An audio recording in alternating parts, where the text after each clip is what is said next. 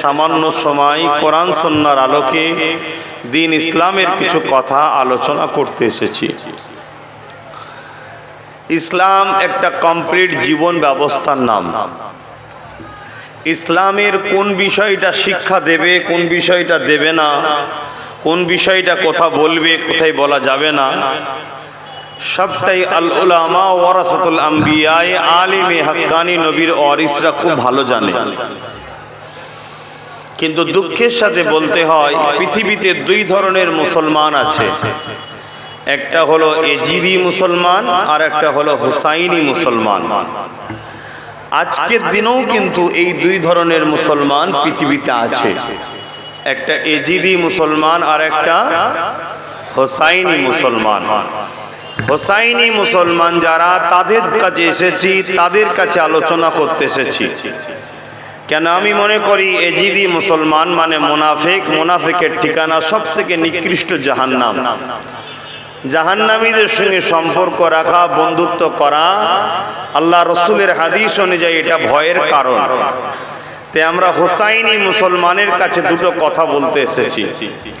আর হুসাইনি আদর্শ হলো সর্বসময় আল্লাহর খুশির জন্য নিজের জানকেও কোরবান করে দাও, অন্যায়ের কাছে মাথা নত করো না। জোরে বলুন সুবহানাল্লাহ। আর হুসাইনি মুসলমানদের উপরে অনেক পরীক্ষা হবে। কেন? আমাদের ইমামের উপরে অনেক পরীক্ষা হয়েছে, আমাদের উপরেও হবে। তবে যে পরীক্ষা আমাদের ইমামের উপরে হয়েছে, আল্লাহর কাছে সাহায্য চাই, আল্লাহ যেন ওই পরীক্ষা যেন না নেয়। বলুন আমি। কেন? খুব কঠিন ব্যাপার। তবে পরীক্ষা কিন্তু হবে। কেন? আল্লাহ বলেছে, আমাকে যারাই ভালোবাসে আমি তাদেরকে বাজাবো, পরীক্ষা নেব। স্বাভাবিক, আমরাও যখন কোনো জিনিসকে আপন করতে চাই, তখন দেখবেন সেটাকে আমরা একটু বাজিয়ে চেক করে নিই। বাজারে গেছেন, সবজি কিনবেন, একটু ভেরিফাই চেক করেন না? করেন না? আরো খোলাসা বললে আপনারা বুঝবেন। ধরুন বাজারে গেছেন, একটা মাটির কলসি কিনছেন যাতে পানি রাখবেন। কেন? মাটির কলসির পানি আজকাল যে ফিল্টার বেরিয়েছে তার থেকেও অনেক ভালো। বলুন আলহামদুলিল্লাহ। তো সেই মাটির কলসিটা যখন কিনবেন, আপনি আমি কি করি, তাকে একটু বাজিয়ে দেখে নিই ঠিক আছে না নাই। তা আমরা যদি দুনিয়ায় এত ভালো বুঝতে শিখে যাই, বাজিয়ে নিতে হয়, ডুপ্লিকেট হলে, খারাপ হলে লোব না, তাহলে যিনি দোনো জাহানের সৃষ্টিকর্তা, কায়নাত যার, জমিন যার, সব যার, তিনি সব দিয়েছে। কিন্তু জান্নাত দিবার আগে তার দাস দাসীগুলোকে একটু বাজিয়ে কি নেবে না? নেবে না। অতএব কেউ যদি মনে করেন মরণ বলে কিছু নাই, জাহান্নাম বলে কিছু নাই, কবর বলে কিছু নাই, কোরআন সুন্নাহ মিথ্যা, তাহলে সে আজকের দিনও মুনাফিকি করবে, জিদি মুসলমানের মতো কাজ করবে। আর কেউ যদি মনে করে না আমার কবর আছে, আখিরাত আছে, জাহান্নাম আছে, তাহলে তাকে দুনিয়ায় যত কষ্টই হোক সর্বসময় হকের পক্ষে, সত্যের পক্ষেই দাঁড়িয়ে থাকতে হবে। এটাই আলোচনার প্রথমে বললাম। কেন? এই পৃথিবীতে হাজারো ধর্ম আছে, যে যার ধর্ম সভা করে, ধর্মীয় আলোচনা করে, ধর্ম নিয়ে চর্চা করে, ধর্মকে বড় ভালোবেসে মানে। তো ইসলাম হলো আমার ধর্ম, আমাদের ধর্ম। সেই ধর্মের অনুষ্ঠান আমরা করতে বসেছি। তা আমাদের ধর্মীয় কালচার, আমাদের রীতিনীতি, আমাদের স্টাইল হযরত প্রফেট মুহাম্মদ সাল্লাল্লাহু আলাইহি সাল্লাম যেভাবে দিয়েছেন সেভাবে হওয়া দরকার। অন্য কাউকে ফলো করতে আমরা পারবো না। এবং তাই আপনাদেরকে আরো একটা কথা বলবো, ধর্মসভাগুলোকে যাতে মডার্নের সঙ্গে তাল দিতে গিয়ে ধ্বংসের দিকে না চলে যায়, তাই মোবাইলে ফটো ভিডিও কেউ করবেন না। এটা আপনাদের কাছে আমি প্রথমেই মাইকে জানাচ্ছি। এরপরও কেউ যদি গোপনে করেন, আপনি আপনার জিম্মায় তৈরি থাকুন জবাব দিবার জন্যে। আসুন, এই পৃথিবীতে অনেকে মনে করে আরে রাখো তো কথা, যখন হবে তখন দেখা যাবে। যখন নয়, আসার ডেট আছে, মৃত্যুর কিন্তু কোনো ডেট নাই। অতএব এই পৃথিবীতে অনেকে এরকম লাপালাপি করেছিল, সব এক এক করে চলে গেছে। তাই আল্লাহকে ভয় করুন। ধর্মীয় কালচার রীতি নীতিকে মানতে হয় ততটা পেরে উঠতে পারি না, কমসে কম আমার দ্বারা যেন ধ্বংস না হয়ে যায় এটা মাথায় রাখবেন। এসেছি আবার, প্রতি বছরে মাহফিল হয়, ছেলেরা ভালোবাসে নিয়ে আসে, আবার এই বছরে নিয়ে এসেছে। আর আল্লাহর হুকুম আছে আমার আশা, তাই আমি আসতে পেরেছি। সময়ের দিকে খেয়াল করার লম্বা চওড়া ভূমিকা না দিয়ে আলোচনার দিকে যাচ্ছি। একবার দরুদ শরীফ, আল্লাহুম্মা সাল্লি আলা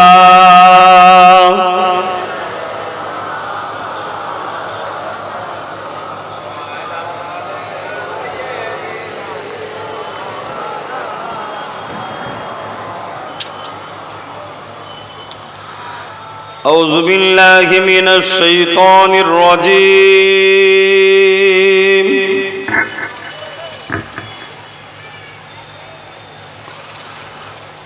بسم الله الرحمن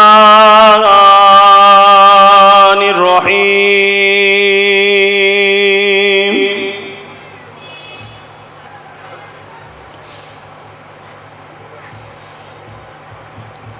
الحمد لله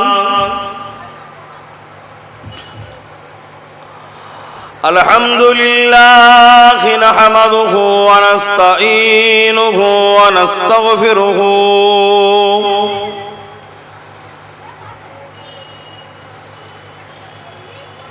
ونؤمن به ونتوكل عليه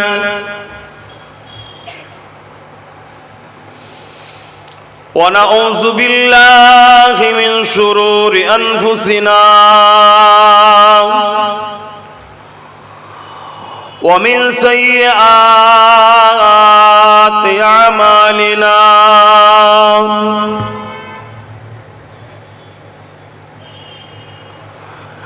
من يهدي الله فلا مضل له ومن يضلله فلا هادي له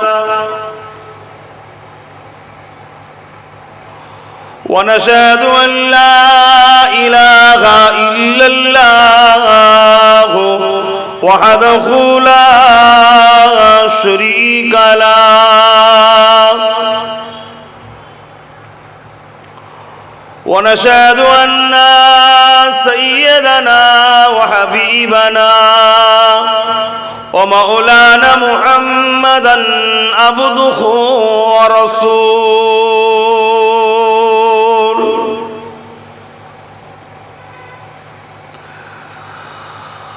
أما بعد فيا أيها الحاضرون رحمكم الله قال الله تعالى في كلام المجيد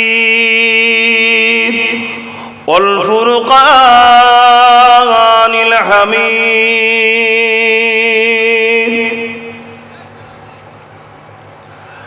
إن الله وملائكته يصلون على النبي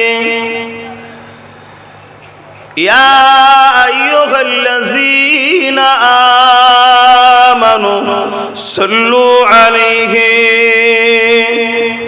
وسلموا تسليما اللهم صل على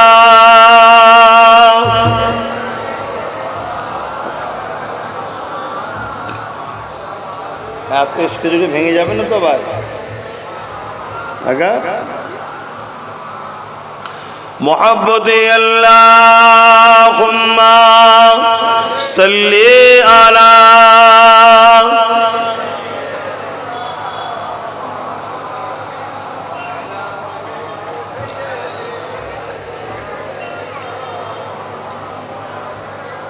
আমার আব্বা ভাইরা এই দরুদ পড়া এটা আমাদের ধর্মীয় একটা কাজ।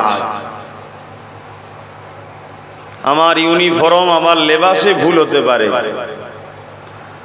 আমি যদি ইসলামের স্কুলের ছাত্র হই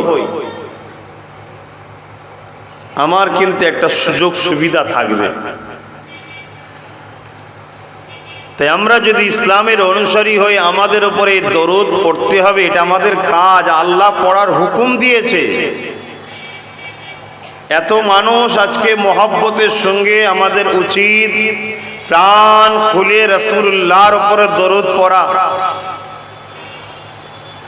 আজ আমাদের ধ্বংসের কারণ, আমাদের এই অপমানিত, লাঞ্ছিত, বেউজ্জতি সর্বদিক দিয়ে আমরা ধ্বংসের দিকে যাওয়ার পিছনে কারণ, আমার ক্ষুদ্র জ্ঞানে অনেক গবেষণা করে দেখেছি, তাতে আমি উত্তর পেয়েছি দুটো। প্রথম নম্বর হলো আমরা নবীর প্রেম থেকে অনেকটা দূরে সরে যাচ্ছি, অর্থাৎ যেটাকে ঈমান বলা হয়। ঈমানই তো মানুষকে সর্বসময় জ্যোতি দেয়, আলো দেয়। হার মুসিবত থেকে, হার বিপদ থেকে, দুনিয়া আখিরাতের প্রতিটা মঞ্জিলে আপনাকে বাঁচাবে তো ঈমান। আর ঈমান তার ততটা মজবুত যে যতটা বেশি নবীকে আদব করে ও প্রেম করে। জোরে বলুন সুবহানাল্লাহ।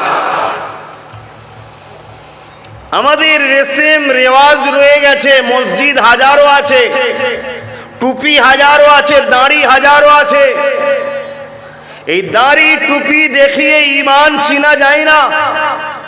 কেন আজকে জিকরে হুসাইন করেছে, কারবালায় সুহাদার মাহফিল করেছে, ইতিহাসের পাতা গাওয়া দেয় 3000 মুফতি, 7000 হাফেজ ইমাম হোসাইনের হুজুরের বিরুদ্ধে তরওয়াল ধরেছিল।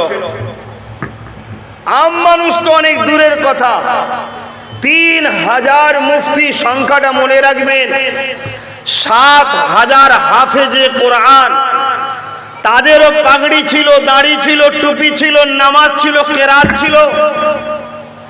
ইমাম পাকের বিরুদ্ধে তরওয়াল ধরেছে, আজকেও দাড়ি আছে, টুপি আছে, নামাজ আছে। আরে এদি ঈমান বাঁচা যায় না। ঈমান হুব্বে রাসূলের নাম, ঈমান আদবে মুস্তাফার নাম। আপনার মধ্যে যদি রাসূলের ইশক না থাকে, আদব না থাকে, আরে রেখে দাও দাড়ি, রেখে দাও তোমার নামাজ, তোমার মুক্তি নাই। আজকে এত বিপদের কারণ এটাই যে আমরা রাসূলের প্রেম থেকে সম্পর্ক ছিনাচ্ছি। আর এই ছিনাবার পিছনে মূল কারণ হয়ে দাঁড়িয়েছে আমাদের দুনিয়ায়, বাস্তবটা বলছি, বেশিরভাগ মুসলমান, তাদের ধর্মীয় হোক আর দুনিয়াবি হোক, লিডার আকসার হয় বেঈমান নাই মুনাফিক, দুটোর মধ্যে একটা আছে। এজন্য আজ আমরা বরবাদ হয়ে যাচ্ছি, এজন্যই আমরা ধ্বংস।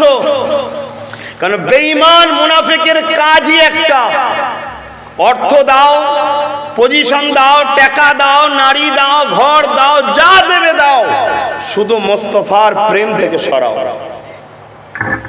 তাই বাঁচাবার স্বার্থে বলছি, দুনিয়ায় কোন রকম গোলেমালে নাই, চলে গেল। আপনি জানেন আপনার জন্য বিরাট বড় একটা জায়গা পড়ে আছে। যদি আপনি ইমানদার হন তাহলে আপনি তো বিশ্বাস করেন ওয়াল ইয়াউমিল আখির,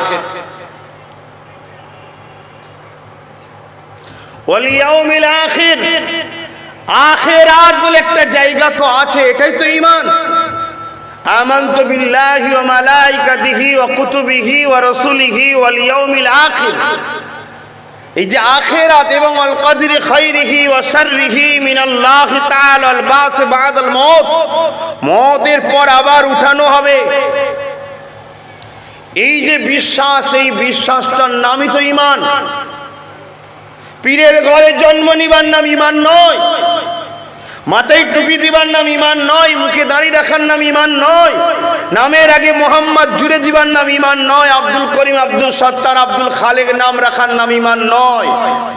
ঈমান মুস্তাফা জানের রহমতের সঙ্গে এমন একটা সম্পর্ক গড়ো, এমন একটা গাঁট বাঁধো যে গাঁটটা কিসের? মহব্বত ও আদবের। দুনিয়া সব কিছু খুলে যেতে পারে, এই মহব্বত আর আদবের গাঁট যেন রাসূলুল্লাহ থেকে না খোলে, এর নাম হলো ঈমান। জোরে বলুন সুবহানাল্লাহ, আরো জোরে বলুন সুবহানাল্লাহ। নারী দিবে আপনি দাড়ি চাচা গুনাহগার, কাফের নয়, প্যান্ট শার্ট পরা গুনাহগার কাফের নয়, গান শুনেছেন গুনাহগার কাফের নয়, যাত্রায় গেছেন গুনাহগার কাফের নয়। কিন্তু মুস্তাফার দ্বীন আদব ও প্রেমে একটু যদি গাফলতি হয়, ত্রুটি বিচ্ছেদ হয়, আপনার ঈমান বেরিয়ে চলে যায়, আপনি কাফের হয়ে যাবেন আস্তে আস্তে, আপনি ভাবতেই পারবেন না। কথা বোঝাতে পারলাম? বোঝাতে পারলাম? অতএব ঈমান আজকে আমাদের দুর্বল হয়েছে, তাই আমাদেরকে জালিমের রক্ত চক্ষু দেখলে ভয় লাগে। আমাদের মধ্যে একটা কনফিডেন্স হয়, আমি কি করব, আমি গরিব মানুষ, আমার নামে যদি কিছু কেস হয়ে যায় আমি কি করব। ঈমান দুর্বলের জন্য। পানি হচ্ছে, কি করে আমি মসজিদে যাই যদি ঠান্ডা লেগে যায়। ঈমান দুর্বলের জন্য। জোরে জোরে দরুদ শরীফ পড়বো, আমার বন্ধুরা দেখে হয়তো হাসবে, ঈমান কমজোরের জন্য। দুনিয়া আপনাকে পাগল বলে, বলুক গে যাক। আল্লাহ যদি আপনাকে আশিক বলে, এটাই তো কামিয়াবি। আর দুনিয়া যদি আপনাকে বলে ভালো, আর আল্লাহ যদি বলে খারাপ, তো বরবাদি। আপনি আপনার রবকে চেনুন, যিনি আপনাকে চোখ দিয়েছে, হাত দিয়েছে, কান দিয়েছে, পা দিয়েছে, মানুষ বানিয়েছে, যিনি আপনাকে সুস্থ দিয়েছে, যিনি আপনাকে যৌবন দিয়েছে, তাকত দিয়েছে। একটা গোলাপ ফুল যখন ফোটে, দুনিয়া তাকে সেলফি লায়, তার প্রশংসা করে, তার খুশবু অনুভব করে, তাকে কত কিছু তারিফ করে, তাকে কত সৌন্দর্য বলে। আরে নিজের দিকে তাকাও, তোমাকে তোমার মালিক কত সুন্দর করে ফুটাচ্ছে। এসেছিলে দাঁত ছিল না, এসেছিলে কান ছিল শুনতে পেতে না, এসেছিলে জবানে কথা ছিল না, এসেছিলে পায়ের জোর ছিল না, এসেছিলে জবানে বাক শক্তি ছিল না। তোমার মালিক আস্তে আস্তে তোমাকে ফুটিয়ে ফুটিয়ে ফুটিয়ে একটা নওজোয়ান তরুণ যুবক বানালো। তোমার জন্য হাজারো দুনিয়ার নারী দিবানা, তোমার জন্য হাজারো দুনিয়ার পুরুষ দিবানা তোমার সঙ্গে নেকায় আবদ্ধ হতে চায়। আরে তোমাকে এত সৌন্দর্য বানালো কে? অতএব সেই আল্লাহ কিসে খুশি, এটাই জিন্দেগির মাকসাদ বানাও। জোরে বলুন সুবহানাল্লাহ। দুনিয়া তো তোমাকে হাজারো টোপ দেবে, কারণ এই পৃথিবীতে দুটো দিক আছে, আগেই বললাম, একটা হোসাইনি আর একটা এজিদি। এজিদের দিকে শয়তান রয়েছে, হোসাইনের দিকে রব্বুল আলামিন রয়েছে। জোরে বলুন সুবহানাল্লাহ। আজকের দিনেও যারা এজিদি, তারা আপনাদের ঘরে গান ধরাতে যাবে, যাত্রা ধরাতে যাবে, ফাংশন ধরাতে যাবে, জুয়া ধরাতে যাবে, জেনা ধরাতে যাবে, ফিতনা ফাসাদ ধরাতে যাবে। আর হোসাইনিরা আপনাদের ঘরে কি ধরাবে? আপনাদের ঘরে ইনসাফ দেবে, ন্যায় দেবে, সত্য রাস্তা দেবে, মানবতা দেবে, মা বাপের ভালোবাসার কথা দেবে, ইনসাফ দেবে, ইনসানিয়াত দেবে। সব থেকে আগে রাসূলুল্লাহর প্রেমের কথা শিখাবে। জোরে বলুন সুবহানাল্লাহ। অতএব বুঝুন আমার ভাইয়েরা, লম্বা দাড়ি, মাথায় টুপি আর বড় জুব্বা লাগিয়ে এসে গেলেই বক্তা হয় না। বিরাট বড় টাইটেল, লকাব, অমুক ফাড়াক তমুক ফাড়াক, এসব দেখে ঈমানদার চেনা যায় না। ঈমানদার তার আখলাকে, তার কথায়, তার স্টাইলে দেখো, তার ভাষাতে আমাকে রসুলের প্রেম দিচ্ছে কিনা, নবীর আদব দিচ্ছে কিনা, তাহলে তার সঙ্গেও বন্ধুত্ব করো। কেন রসুল বলেছেন, যদি তোমরা আল্লাহওয়ালা হতে নাও পারো, আল্লাহওয়ালাদের বন্ধুদের সঙ্গেও বন্ধুত্ব করো। জোরে বলুন সুবহানাল্লাহ। এই আমার যুবক ভাইয়েরা, এ নেশার জায়গা, এ নেশা, এ দুনিয়া নেশার জায়গা, লোভের জায়গা। কাঁধেই থাকতে হবে, গায়ে কাদা লাগালে হবে না। এই দুনিয়ায় থাকতে হবে, দুনিয়াদারি করতে হবে, কিন্তু এই দুনিয়ার মায়া জালে জড়িয়ে গেলে হবে না। যদি জড়িয়ে যাও, তুমি বুঝতেই পারবে না, তোমার দ্বারা ইসলামের ক্ষতি হয়ে যাবে, তোমার দ্বারা রাসূলের দ্বীনের ক্ষতি হয়ে যাবে, এবং তোমার মৃত্যুর পর আখিরাত পুরো অন্ধকার। তখন তোমার আর কিছু করার থাকবে না। তা আসো, আলোচনা আরো অনেকে করবে। মন মানসিকতার দিক দিয়ে বুঝতেই তো পাচ্ছেন, কথা বলার মতো মন মানসিকতা নাই। কেন? আজ সমাজে আজকের দিনেও এজিদি মুসলমানের সংখ্যা বেড়ে যাচ্ছে, তাই কথা বলার মন মানসিকতা নাই। তারপরেও আলহামদুলিল্লাহ আপনাদের এলাকায় অনেকটা হলেও হোসাইনি মুসলমান আলহামদুলিল্লাহ আছে, আছে না নাই? বলুন আলহামদুলিল্লাহ। তবে তবে হ্যাঁ, এজিদি মুসলমানেরও সংখ্যা বেড়ে যাচ্ছে, যারা সর্বসময় ধোঁকাকে বিশ্বাস করে, গাদ্দারিকে বিশ্বাস করে, মুনাফিকিকে বিশ্বাস করে। কথা বুঝে আসছে? জালিম স্বৈরাচারীদের পক্ষপাতিত্ব নিতে পছন্দ করে, এরাই হলো এজিদি মুসলমান। এদেরকে চিনুন, এদের নামাজ, এদের দাড়ি, এদের টুপি, এদের কিরাত, এদের মসজিদ বানানো, এদের ইমামতি, এদের সব কিছু জাহান্নামে নিয়ে যাবে। তো ঘরে চ্যালেঞ্জ দিয়ে বলছি, কোরআন সত্য, নবী সত্য, হোসাইন সত্য, ইতিহাস বলছে এরা জাহান্নামের দিকে যাচ্ছে। তা আসুন বুঝার চেষ্টা করুন, পরিবর্তন হন, দিনকে বুঝুন। সাহাবাদের থেকে দিন নেন, আহলে রসুল থেকে দিন নেন। হোসাইন পাক তো দিনকে বাঁচিয়েছে, সেই হোসাইনের থেকে দিন নেন। আপনি কার থেকে দিন নিতে যাচ্ছেন? ধোকায় পড়ে যাবেন। কেন বড় তসবি পড়ে, বড় জুব্বা লাগিয়েই, বড় মোল্লা সেজেই বারবার কিন্তু ধোকা দিয়েছে ইবলিস, আজও দিচ্ছে। আসুন, সাধারণ খেটে খাওয়া মানুষ, দিন মজুরি করা মানুষ, দোকানদারি করা মানুষ, লেবাস শ্রেণীর মানুষ, গরিবী সংসার, কমসে কম ইমানটা তো নিয়ে যান। ইমান যদি থাকে, আরে দুনিয়া 30-40 বছর না একটু কষ্ট করলাম, ইমানটা নিয়ে যাওয়ার পরে আখেরাত তো নাজাত পাওয়া যাবে। যদি আপনার জিন্দেগিতে এই দাড়ি লিবাসে কোনো ভুল ভ্রান্তি থেকেও থাকে, ঈমান যদি থাকে, মুস্তাফার খাতিরে বলে যাচ্ছি, আল্লাহকে সাক্ষী রেখে বলে যাচ্ছি, আপনার জন্য গুঞ্জাইশ আছে, আপনার জন্য মুক্তির রাস্তা হাজারো আছে, একটা নয় হাজারো খোলা আছে। আল্লাহ সেই রাস্তা দিয়ে আপনাকে পার করিয়ে দেবে। জোরে বলুন সুবহানাল্লাহ। আর যদি আপনার আখলাক, আপনার উঠা বসা, আপনার চাল চলনে যদি কোনো একটা জায়গায় রসুলের দিনে, রসুলের আদব ও নবীর প্রেমে ঘাটতি থাকে, বাপ মুক্তি নাই। বিশ্বাস রাখুন, মুক্তি নাই। আর বিশ্বাস রাখুন বলেই তো কাদা মাটিতে এসে বসে আছেন।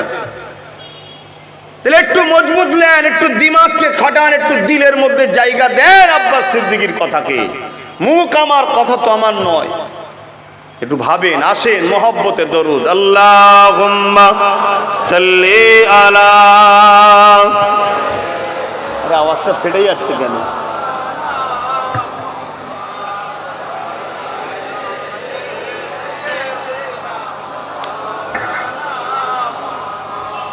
एक मैं ही नहीं उन पर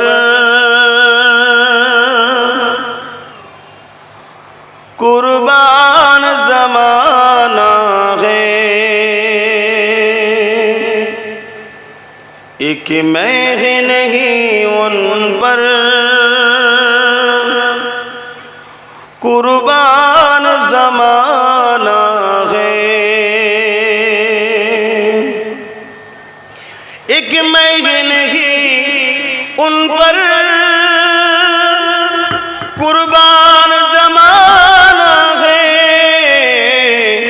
जो रब दो आलम का, जो रब दो आलम का महबूब गाना है, एक मैं ही नहीं उन पर कुर्बान ज़माना है। कल पुल से जिसने हमें खुद ही पार लगाएगा, कल पुल से जिसने हमें खुद ही पार लगाएगा, जहरा का वो बाबा है, हसनैन का नाना है, जहरा का वो बाबा है, हसनैन का नाना है, एक मैं ही नहीं उन पर कुर्बान ज़माना है। अल्लाहुम्मा सल्ली अला।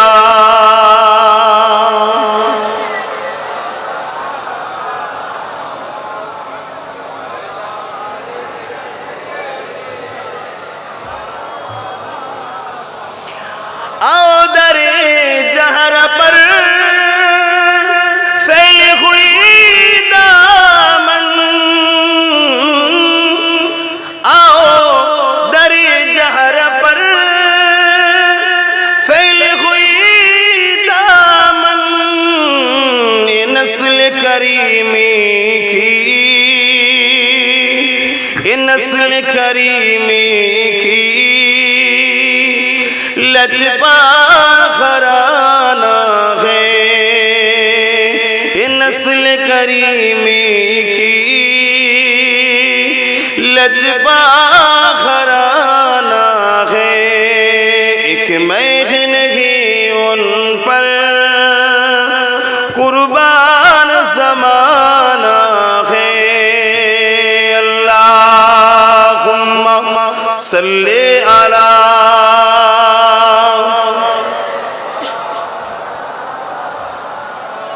वला आले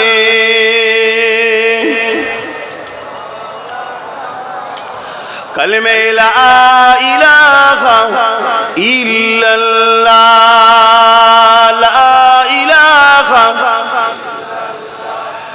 ला इलाहा इल्लल्लाह मुहम्मदुर रसूलुल्लाह, ला इलाहा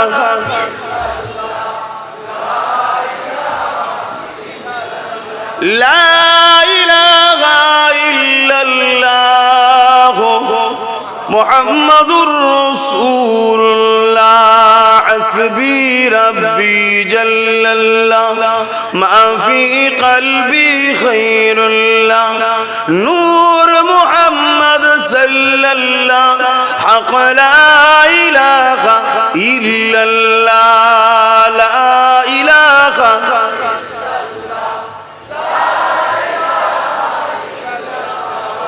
मुहम्मदुर रसूलुल्लाह। अल्लाहुम्मा सल्ली अला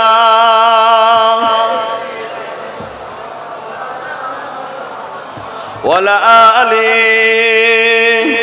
सय्यदना।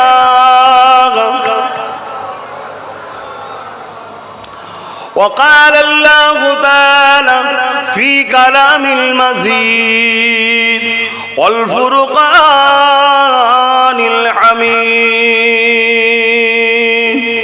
وما خلقت الجن والإنس إلا ليعبدون. قال رسول الله صلى الله عليه وسلم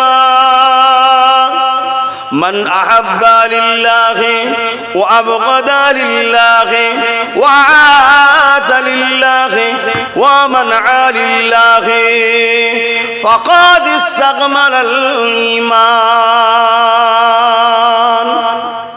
আমার আব্বা জানেরা, পর্দা নিশিনা আমার আম্মা জানেরা, আমার নওজোয়ান তরুণেরা, ভাইরা, পর্দা নিশিনা আমার বোনেরা, ছোট ছোট বাচ্চারা, আজ আমাকে এনেছেন আপনারা উদ্দেশ্য শোহাদায়ে কারবালা হুজুরদের স্মরণে মাহফিল, দ্বীন ইসলামের আলোচনার জন্য। ঠিক না বেটি? একটু আওয়াজ দিয়ে বলবেন। অতএব এখানে আমি দ্বীন ইসলামেরই কথা বলবো। মানুষের জীবনে অনেক সাইড থাকে, অনেক পেশা থাকে, অনেক কর্মসংস্থান থাকে, অনেক কাজের সঙ্গে মানুষ জড়িয়ে থাকে, কিন্তু আজকের এই বিষয়টা হলো সম্পূর্ণ কোরআন সুন্নাহ দ্বীন ইসলামের আলোচনা সভা। আপনারাও যারা এসেছেন নিশ্চয়ই আপনাদের মন মানসিকতা এটা নিয়েই এসেছেন যে চলো ওখানে গিয়ে কিছু দ্বীনের কথা শুনি, কেন এটা আমার ধর্মের জিনিস। বিভিন্ন মানুষ তার ধর্মের অনুষ্ঠানে যায়, আমরা আমাদের ধর্মীয় বাণী শোনার জন্য অনুষ্ঠানে যাই। এবং ঊনবিংশ শতাব্দীর উলিল আমর যুগ শ্রেষ্ঠ মানুষ, 200 বছর ইতিহাসে তেনার বিকল্প কেউ আসেনি। আল্লামা সৈয়দনা আবু বকর সিদ্দিক আল কুরাইশ আল হাসেমি দাদা হুজুর রহমাতুল্লাহ আলাইহির বংশের আওলাদ আসবে। নবী খানদানের সন্তান আসবে, আমাদের সন্তানের মতো, আমাদের ভাইয়ের মতো, তিনার মুখ থেকে কোরআন সুন্নাত দুটো কথা শুনবো, এই উদ্দেশ্য করেই আপনারা এসেছেন। একটু হাত তুলে সাক্ষী দেন, ঠিক না বেঠিক? আলহামদুলিল্লাহ, আলহামদুলিল্লাহ। আল্লাহ আপনাদের এই আশাকে, আল্লাহ আপনাদের এই বসাকে কবুল করে যেন জীবনের জিন্দেগির গুনাহকে যেন আল্লাহ মাফ করে দেয়। বলুন সুবহানাল্লাহ। আমরা জিনিসটাকে ছোট নিতে পারি, কিন্তু আল্লাহ পাক গফুর ও গফফার, তিনি রহমান ও রহিম। ছোট্ট ছোট্ট ভালো কাজকে আল্লাহ যদি খুশি হয়ে যায়, তার বিনিময়ে কিন্তু অনেক বড় বড় বড় বড় পাপকেও আল্লাহ মাফ করে জান্নাত যাবার ব্যবস্থা করে দেন। জোরে বলুন সুবহানাল্লাহ। এরকম লাখো প্রমাণ আছে, এরকম লাখো প্রমাণ আছে। কিন্তু আজ আপনারা এসেছেন এমন মহান হাস্তিকে স্মরণ করে, যিনি অন্য কেউ নয়। পৃথিবীর ইতিহাসে আল্লাহর এত বড় আশিক পাওয়া খুবই মুশকিল। এত বড় আশিকে খোদা, এত বড় আশিকে মুস্তফা মিলনা বহুত মুশকিল। কেননা পুরো পরিবারকে তিনি আল্লাহর রাহে কোরবান করেছে, নিজে করে লাশ মোবারক গুলোকে কাঁধে করে নিয়ে তাঁবুতে এসেছে। পৃথিবীর বুকে সব থেকে ভারী জিনিস হলো জন বেটার লাশকে বাপের কাঁধে তোলা। কারো বাড়িতে একজন যদি মারা যায়, ওই পরিবারের সদস্যর মাথা তখন আর কাজ করে না, তাকে ভালো মন্দ খাওয়া দাওয়ার সব কিছুই সে ভুলে যায়। আর এখানে একটা দুটো নয়, পুরো পরিবারের 52 ইখতিলাফ 72টা লাশ নিজে কাঁধে করে বয়ে তাঁবুতে নিয়ে এসেছে। তথাপি এক সেকেন্ডের জন্য পাটা লড়েনি যে কি করে আমি মোকাবেলা করব, এইটা তেনার মধ্যে এক সেকেন্ডের জন্য আসেনি। শুধু আসমানের দিকে তাকিয়ে যার একটাই কথা বলেছে, মান আহাব্বা লিল্লাহ, আল্লাহ আপনি যাতে রাজি আমিও তাতে রাজি। জোরে বলুন সুবহান, আরো জোরে বলুন সুবহানাল্লাহ। নারে তাকবীর, জিকরে হুসাইন, জিকরে শুহাদায়ে কারবালা, নারে তাকবীর। অতএব ইমাম পাক যে ইতিহাস আমাদের জন্য রচনা করে দিয়ে গেছে, আহলে রসুল যে ইতিহাস আমাদের কাছে রেখেছে, যে আদর্শ দিয়ে গেছে, ওই আদর্শর ধারা ধরে যারা চলে তারাই হলো হোসাইনি মুসলমান। তাদের জন্য হোসাইন যথেষ্ট। কেননা আল্লাহর পাক ইমাম হাসান, ইমাম হোসাইন পাকদের জান্নাতি যুবকদের সর্দার বানিয়েছে। জোরে বলুন সুবহানাল্লাহ। আর এই ঘোষণা কবে? কারবালার লড়াইয়ের পরে পুরস্কার না, কারবালা তো অনেক পরে। দুনিয়ায় জন্মগ্রহণ করেছে, রাসূলুল্লাহর কোলে বসে আছে, নবী আদর করছে, ফেরেশতা এসে ঘোষণা দিচ্ছে, হুজুর এই দুটো বাচ্চার মাকাম এত, আল্লাহ এই দুটো বাচ্চাকে সমস্ত জান্নাতি যুবকদের লিডার সর্দার করেছে। জোরে বলুন সুবহানাল্লাহ। দুনিয়ার জমিনে যারা এজিদের নেতৃত্ব মানে, তারা হোসাইনিকে লিডার হিসেবে ময়দানে মাশর এবং জান্নাতে পাবে না। যারা দুনিয়াতেই হোসাইনের নেতৃত্ব মেনে নিয়েছে, তারাই কিয়ামতের দিনে হোসাইনকে লিডার হিসেবে জান্নাতে পাবে। জোরে বলুন সুবহানাল্লাহ। ভাইরা আমার, এখানে একটা জিনিস বুঝাবার ব্যাপার আছে। জান্নাতে কি কোনো বুড়ো যাবে? বলুন না। যদি কোনো 80 বছরের বাপ ইন্তেকাল করে, আল্লাহ যদি তিনাকে জান্নাত দেয়, যুবক করে দেবে, বুড়ো অবস্থায় দেবে না। জোরে বলুন সুবহানাল্লাহ। কেন? জান্নাতে পুরো ইয়ং থাকবে। যে যৌবন, যে ইয়ং কোনোদিন খতম হবে না। এটা সৃষ্টিকর্তার মর্জি। এর উপরে বেশি কলম চালাবার মাথা যে মারতে গেছে সে জাহান্নামী হয়ে গেছে। কথা বুঝে আছে? অতএব সমস্ত পুরুষ যারা যাবে যুবক, আর নারী যারা যাবে তাদেরকে আল্লাহ যুবতী বয়স, যেটা সেই সৌন্দর্য জিনিসটা করে মালিক জান্নাতে দেবে। কি হয়েছে? এদেরকে একটু সামলা আব্বা, একটু চুপ করো আব্বা, একটু চুপ করো। কথা বুঝেছেন? শুনছেন তো নাকি? সেই জায়গাতে আমি জানতে চাই, জান্নাতে যখন কোনো বুড়ো যাবে না, বুড়ো বয়সে মারা গেলেও তাকে আল্লাহ যুবক করে যখন পাঠাবে, তাহলে আমার ইমাম পাক তো যুবকদের সর্দার, তার মানে জান্নাতি, সমস্ত জান্নাতীদের সর্দার ইমাম হাসান হোসেন। জোরে বলুন সুবহানাল্লাহ। হায় হায়, কুরবান যা কি ভালোবেসেছে আল্লাহকে। সামান্য আমরা ত্যাগ স্বীকার করতে পারি না। যদি বলা হয় মসজিদ হবে 10,000 দাও, পারি না। যদি বলা হয় একটু সময় দাও, পারি না।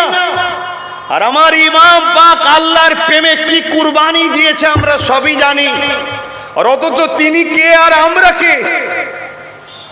তিনার মাকাম তো জন্মটাই একটা কারামত। জোরে বলুন সুবহানাল্লাহ। পৃথিবীতে কেউ হালকা বয়সে অল্প দিনে জন্ম হয়ে বাঁচে না, একমাত্র ইমাম পাকই বেঁচেছে। জোরে বলুন সুবহানাল্লাহ। এবং পৃথিবীতে যখনই কেউ জন্ম নেয়, হয় ইমাম নয় আল্লাহর ওলিদের দিয়ে প্রথমে মুখে একটা শুরু করে, যে প্রথম মুখে একটু কোনো ভালো মানুষ দিক, আল্লাহ ওয়ালারা দিক, আলেমরা দিক। আর যারা মুনাফিক মুসলমান চোর জালিমদের নিয়ে এসে দেয়। ওদিকে যাচ্ছি না, আমি আল্লাহর ওয়ালাদের কথা বলছি, যারা হোসাইনি মুসলমান। আমাদের আদর্শ কি? যখনই বাচ্চার মুখে কিছু দেওয়া হয়, প্রথম যেটা দেওয়া হয় সে মধু হোক বা জমজম পানি হোক, যাই হোক, প্রথমে খেয়াল করে কোনো আল্লাহ ওয়ালাদের হাত থেকে একটু দেওয়া হোক। সেটা ইমাম হতে পারে, আলেম হতে পারে, বা আল্লাহর ওলিদের পীর সাহেবদের হাতে দেওয়া হয়। আরে কুরবান যাক ইমাম হোসাইন পাক, হাসান পাকের কদমে আব্বাস সিদ্দিকীর জান। যখন দুনিয়ায় তিনারা এসেছেন, সর্বপ্রথম তিনারা যেটাকে মুখে নিয়েছেন সেটা রাসূলুল্লাহর জিহ্বা মুবারক ছিল। জোরে বলুন সুবহানাল্লাহ। আরো জোরে বলুন সুবহানাল্লাহ। কি গো, হুজুরের কথা হবে তো নাকি? এখন অনেকের আবার আজকাল ধারণা যে হুজুরের কথা শুনে কি করব। শোনো, বোকার মতো কথা বললে হবে না। আমার রসুল বলছেন, যারা আমার বাচ্চাদের কথা শুনে আনন্দর দিনে হাসি করে, আনন্দ করে, অর্থাৎ হুজুরের আনন্দের সাথে আমরা আনন্দ করি, হুজুরের দুঃখের সাথে আমরা দুঃখিত হই, আল্লাহ ওদের মৃত্যুটা দেবে সব থেকে উত্তম আফজাল জিহাদের দরজা দেবে। জোরে বলুন সুবহানাল্লাহ। এটা কোন পরিবার বুঝতে পাচ্ছেন? এটা কোন পরিবার? যে পরিবারে কোরআন এসেছে, যে পরিবারের সদস্যর জন্য আল্লাহ জান্নাত করেছে, যে পরিবারে সকাল সন্ধ্যা দুপুরে জিবরাইল আসতো বিনা ইজাজতে ঘরে ঢুকতো না, সেই পরিবারের কথা বলছি। যে পরিবার আমাদের জন্য ঈমানের একটা পাঠ হয়ে গেছে, যে পরিবারের উপরে দরুদ না পড়লে নামাজ কমপ্লিট হয় না। ওয়ালা আলে মুহাম্মদ, আলে মুহাম্মাদের পরিবারের কথা বলছি। হাই দুঃখ, আজ আমরা দাড়ি ছেড়ে দিয়েছি অনেকে। ভালো, আমরা মাথায় টুপি রেখেছি, ভালো নামাজ পড়েছি, ভালো, কিন্তু আমাদের ইমামকে চিনতে পারলাম না। আমাদের মূল জায়গাটাকে আমরা সরে যাচ্ছি। হায় আল্লাহ আমাদেরকে হিদায়াত দান করে, বলুন আমিন। কাদের কথা আলোচনা করতে বসেছি? আল্লাহ নবী, নূর নবী, দয়ার নবী এই বাচ্চা দুটোকে কত ভালোবাসতো। অতএব ইমাম হাসান হোসাইনকে যারা ভালোবাসে তারা নবীর সুন্নতের সওয়াব পায়। জোরে বলুন সুবহানাল্লাহ। সুন্নাত কাকে বলে? নবী যেটা করেছে। আমি এক ধার থেকে ওই দত্তাক্তা মার বলে কত সারা দেবেন। নবী যেটা করেছে ওটাকে নবীর সুন্নাত বলা হয়। তাহলে আমার নবী হাসান হোসাইনকে ভালোবেসেছে না বাসেনে? তাহলে আমরা যদি হাসান হোসাইন হুজুরকে ভালোবাসি তাহলে কার সুন্নতের সওয়াব পাবো? নবীর সুন্নাতের। টুপি কেন পড়েছি? নবী পড়েছে, তাই টুপি পড়া সওয়াব আছে না নাই? দাড়ি কেন রেখেছেন? রাসূলুল্লাহ রেখেছিলেন। তো নবীর সবটা নিলেন। নবীর হাসান হোসাইনকে ভালোবেসেছে না বাসেনে? শুধু ভালোবেসেছে? আল্লাহ নবী একদিন দোয়া করতে লাগলেন, ও রব্বি আল্লাহ পাক, আমি হাসান হোসেনকে ভালোবাসি, আপনি এদেরকে ভালোবাসেন। শুধু এটা বলে ক্ষান্ত হন না, আল্লাহ পাক যারা হাসান হোসেনকে ভালোবাসবে আপনি তাদেরকেও ভালোবাসবে।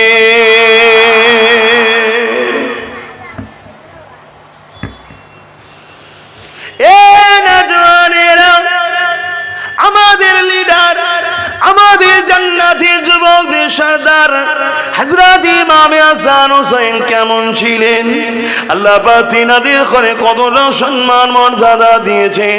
আল্লাহ নবী, নূর নবী, দয়া নবী, রাহমাতুল লিল আলামিন নবী আমার একদিন এমন করে খাতুনে জান্নাতের ঘরে এসেছে। খাতুনে জান্নাতের ঘরে আসার পরে দুটো বাচ্চা খেলনা নবী কোলে নিয়েছে। ইমামে হাসান হোসেনকে কোলে নিয়েছে। নানার কোলে দুই ভাই খেলা করতে লেগেছে। হঠাৎ করে আল্লাহ নবী তাদের দুজনকে কোল থেকে নামিয়ে বললেন, এ হযরত হাসান, এ হযরত হুসাইন, তোমরা দু ভাই একটু কুস্তি লড়ো, কে যেতে দেখবো, কুস্তি লড়ো। আল্লাহ নবী এমন করে দুই ভাইকে কুস্তি লাগাচ্ছেন, দুজনে কুস্তি লাগছে। হযরত খাতুনে জান্নাত বলেন, আমি তখন রান্নার কাজে ব্যস্ত ছিলাম, আমি পর্দাটাকে সরিয়ে দেখতে লাগলাম আব্বা জান এমন করে দুই ভাইকে কুস্তি লাগিয়েছে। কিন্তু আমি অবাক হয়ে গেলাম, আব্বা জান হযরত হাসানের পক্ষ সাপোর্ট করতে লেগেছে, হাসানের পক্ষ পাতিত্ব করতে লেগেছে, হাসানের পক্ষে দাঁড়িয়েছে। আমি ওই সময় অবাক হয়ে বলতে লাগলাম, আব্বা স্বাভাবিক পরিবারের গার্জেনরা ছোটদের পক্ষ সাপোর্ট লায়, হাসান তো বড়, হোসেন তো ছোট, আপনি হোসেনের পক্ষ না নিয়ে হাসানের পক্ষ কেন নিলেন? আল্লাহ নবী সময় বলেছিলেন, এ আমার কলিজা টুকরি খাতুনে জান্নাত, আমি রাসূল হাসানের পক্ষ নিয়েছি। তুমি মনে করছো আমি নবী হাসানকে বেশি ভালোবাসি? না, আমার কাছে দুটোই আমার চোখের তারার নাই, কিন্তু আমি রাসূলুল্লাহ হাসানের পক্ষ নিয়েছি দেখছো। কিন্তু তুমি জানো না, সাইয়্যিদুল মালায়েকা হযরতে জিবরাইল তিনি তো হোসেনের পক্ষ নিয়েছে। আরো জোরে বলুন সুবহান।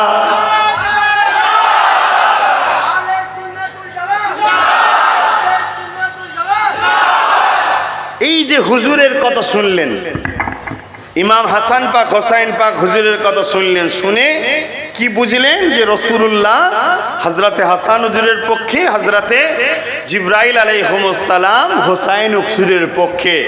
সমস্ত নবীদের সরদার ইমামুল আম্বিয়া তিনি হযরতে হাসানের পক্ষে, আর ইমামুল মালাইকা তিনি হোসাইনের পক্ষে। যে দুটো বাচ্চাকে ছোটবেলা থেকে সমস্ত নবীদের সর্দার লালন পালন করে, সমস্ত ফারিস্তাদের সর্দার লালন পালন করে, এইটা শোনার পরে আমাদের মনটা একটা খুশি আনন্দ হয়েছে না হয়নি? এটা ঈমানের বৈশিষ্ট্য। এটা কি? তার মানে এতটুকু শিওর হয়ে থাকেন আপনাদের ঈমান। বলুন ঈমান আলহামদুলিল্লাহ আছে, বলুন সুবহানাল্লাহ। আর এটা শোনার পরে কারো দিলে যদি মনে হয় আরে এ থেকে দিন কি বুঝবো, তোমার দাড়িটা আছে, ওই দাড়ি হলো শিখ পাঞ্জাবিদের সমতুল্য হয়ে যাচ্ছে। তোমার টুপিটা আছে, ওই টুপি রাইসুল মুনাফিক আব্দুল্লাহ ইবনে উবাই বা আজকালকার আমাদেরকে ধোঁকা দিবার জন্য একদল নেতারা টুপি পরে, ওদের মতো টুপি আছে। কথা বুঝছেন না, বোঝেন না? তোমার নামাজ আছে, ওই নামাজ 7 কোটি বছর ইবলিস পড়েছিল, ইবলিস মার্কা নামাজ আছে, তোমার ঈমান নাই। আমার কথা বুঝছেন না, বোঝেন না? নিবার হন নিন, না নিবার হন না নিন। আমি কাউকে জোর করে খাওয়াতে এসিনি, কারণ ইসলাম ওই ফুটপাতে পড়ে থাকা জামা কাপড় বিক্রি করার জিনিস নয়, যে জোর করে গুজে দিবার জিনিস। ইসলাম এমন একটা ব্যান্ড, যে নিয়েছে সে দুনিয়া আখেরাতের কামিয়াবি পেয়েছে, আর যে নেয়নি দুনিয়াতেও জিল্লাত, আখেরাতে তো আযাবের শেষ নাই। আরে পৃথিবী সবাই বলে আমেরিকা নাকি উন্নত, আরে রেখে দিকে যা উন্নত, খোঁজ নিয়ে দেখো ডেলি বাপ বেটাতে ঝগড়া হচ্ছে, স্বামী স্ত্রী ঝগড়া হচ্ছে, মা বেটিতে শারীরিক, বাপ বেটা বেটিতে শারীরিক রিলেশন হয়ে যাচ্ছে, প্রতি সেকেন্ডে রেপ হচ্ছে, যে খোঁজ লিখে যাও। উন্নত, চাঁদে যাচ্ছি, আকাশে যাচ্ছি, কত কিছু করছি, কিসের তুমি উন্নত শান্তির সমাজ ব্যবস্থা করতে পারোনি? মানুষ নিরাপত্তায় বাইরে বেরোতে পারেনি, মানুষ হাসিতে ঘুরতে পারেনি, গরিবের পেটে খাবার নেই। যদি নিরাপত্তা দেখতে চাও মদিনার জমিনে চলে যাও। কামলিওয়ালা 1450 বছর রাজনীতির আদর্শ শিখিয়েছে, সেই আদর্শে আজও চলছে। যেখানে কেউ ভুকা নেই, যেখানে চুরি নেই, খুন নেই, ডাকাতি নেই, হিংসা নেই, রাহাজানি নেই, সবাই সমানভাবে মাথা তুলে বাস করছে। এটাই হলো আদর্শ, এটা ইসলাম। পারে জোরে বলুন সুবহানাল্লাহ, আরো জোরে বলুন সুবহানাল্লাহ। তুমি মহাকাশে যেতে পারো, তুমি ইতা যেতে পারো, সীতা যেতে পারো, মানুষ মারার জন্য হয়তো অনেক মিসাইল তৈরি করতে পেরেছো, কিন্তু মানুষের মধ্যে মানুষের প্রেম তৈরি করার তুমি কিছু করতে পারোনি। ওটা মোহাম্মদ আরবি করেছে। জোরে বলুন সুবহানাল্লাহ। কথা বুঝতে পারছেন? আজ আমরা ধ্বংসের কারণে একটাই, আমরা নবী ছেড়ে দিয়ে দুনিয়ার মানবরূপী পশুগুলোকে লিডার বলে মেনে নিয়েছি, রসুলকে লিডার বলে মানো। আর নবীর পক্ষে যারা দাওয়া দেয়, নবীর গোলাম হিসাবে তাদের পাশে দাঁড়াও। এটা তো তোমাদের কাজ। কথা মাথায় ঢুকছে না? ঢোকে না, এরকমই চলবে বাপ। এ বেউজ্জতি দুনিয়াতে শুধু নয়, আখিরাতেও হতে হবে। কেন তুমি আমি কমপ্লিট হতে পারছি না? আসো, আলোচনা এজন্যই হয় যাতে মানুষ পরিবর্তন হয়। আর পরিবর্তন হচ্ছে না, হয়নি। মানুষ যত পরিবর্তন হবে, আজকের এজিদরা তত বেশি খেপবে, তত পাগলা কুকুর টাইপের হয়ে যাবে। কথা বুঝছেন না, বোঝেন না? মানুষ যত পরিবর্তন হবে, আজকের এজিদরা তত পাগলা কুকুর টাইপের হয়ে যাবে। পাগলা কুকুর হয়ে যে যারা তাদেরই দুনিয়ার মনিব, অর্থাৎ তাদের মাথায় হাতটা বুলিয়ে ফুঁটু দিত, লাস্টে তাদেরকেও কামড়াতে যাচ্ছে। কথা বুঝছেন না? বুঝতে পারছেন না? হ্যাঁ। তো ভাইয়ের আমার, কারণ একটাই, মানুষ পরিবর্তন হলেই টেনশন বাড়বে।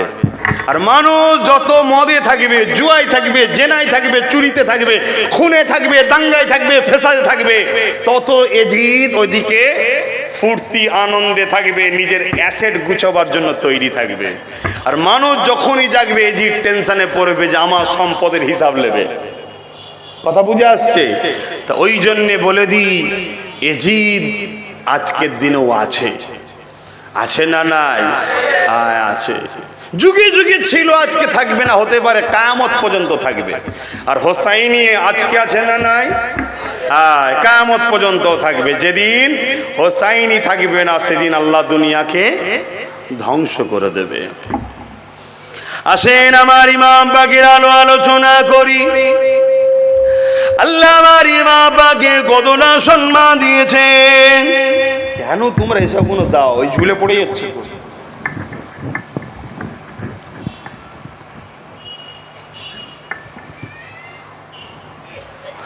আল্লাহ নবী, নবী দয়া নবী, রাহমাতুল লিল আলামিন নবী আমার। এ যুবকেরা, তরুণীরা, বাবেরা, আমার ইমাম হাসান হোসেন সম্বন্ধে জানিয়ে দিয়েছে। এ বিশ্বে মানুষেরা, কোন দিকে দেখছো তোমরা? মাইক্রোফোন দেখুনি? মাইক্রোফোন দেখেছো না? দেখুনি? ভদ্র হও, ভদ্র হও। তোমরা তো কমসে কম মানো, তাহলে ভানার মতো মানো। আর যদি না মানো, বেকার ভিড় জমিয়ে লাভ নেই। তুমি তোমার রাস্তায় চলো, আমাকে আমার রাস্তায় থাকতে দাও।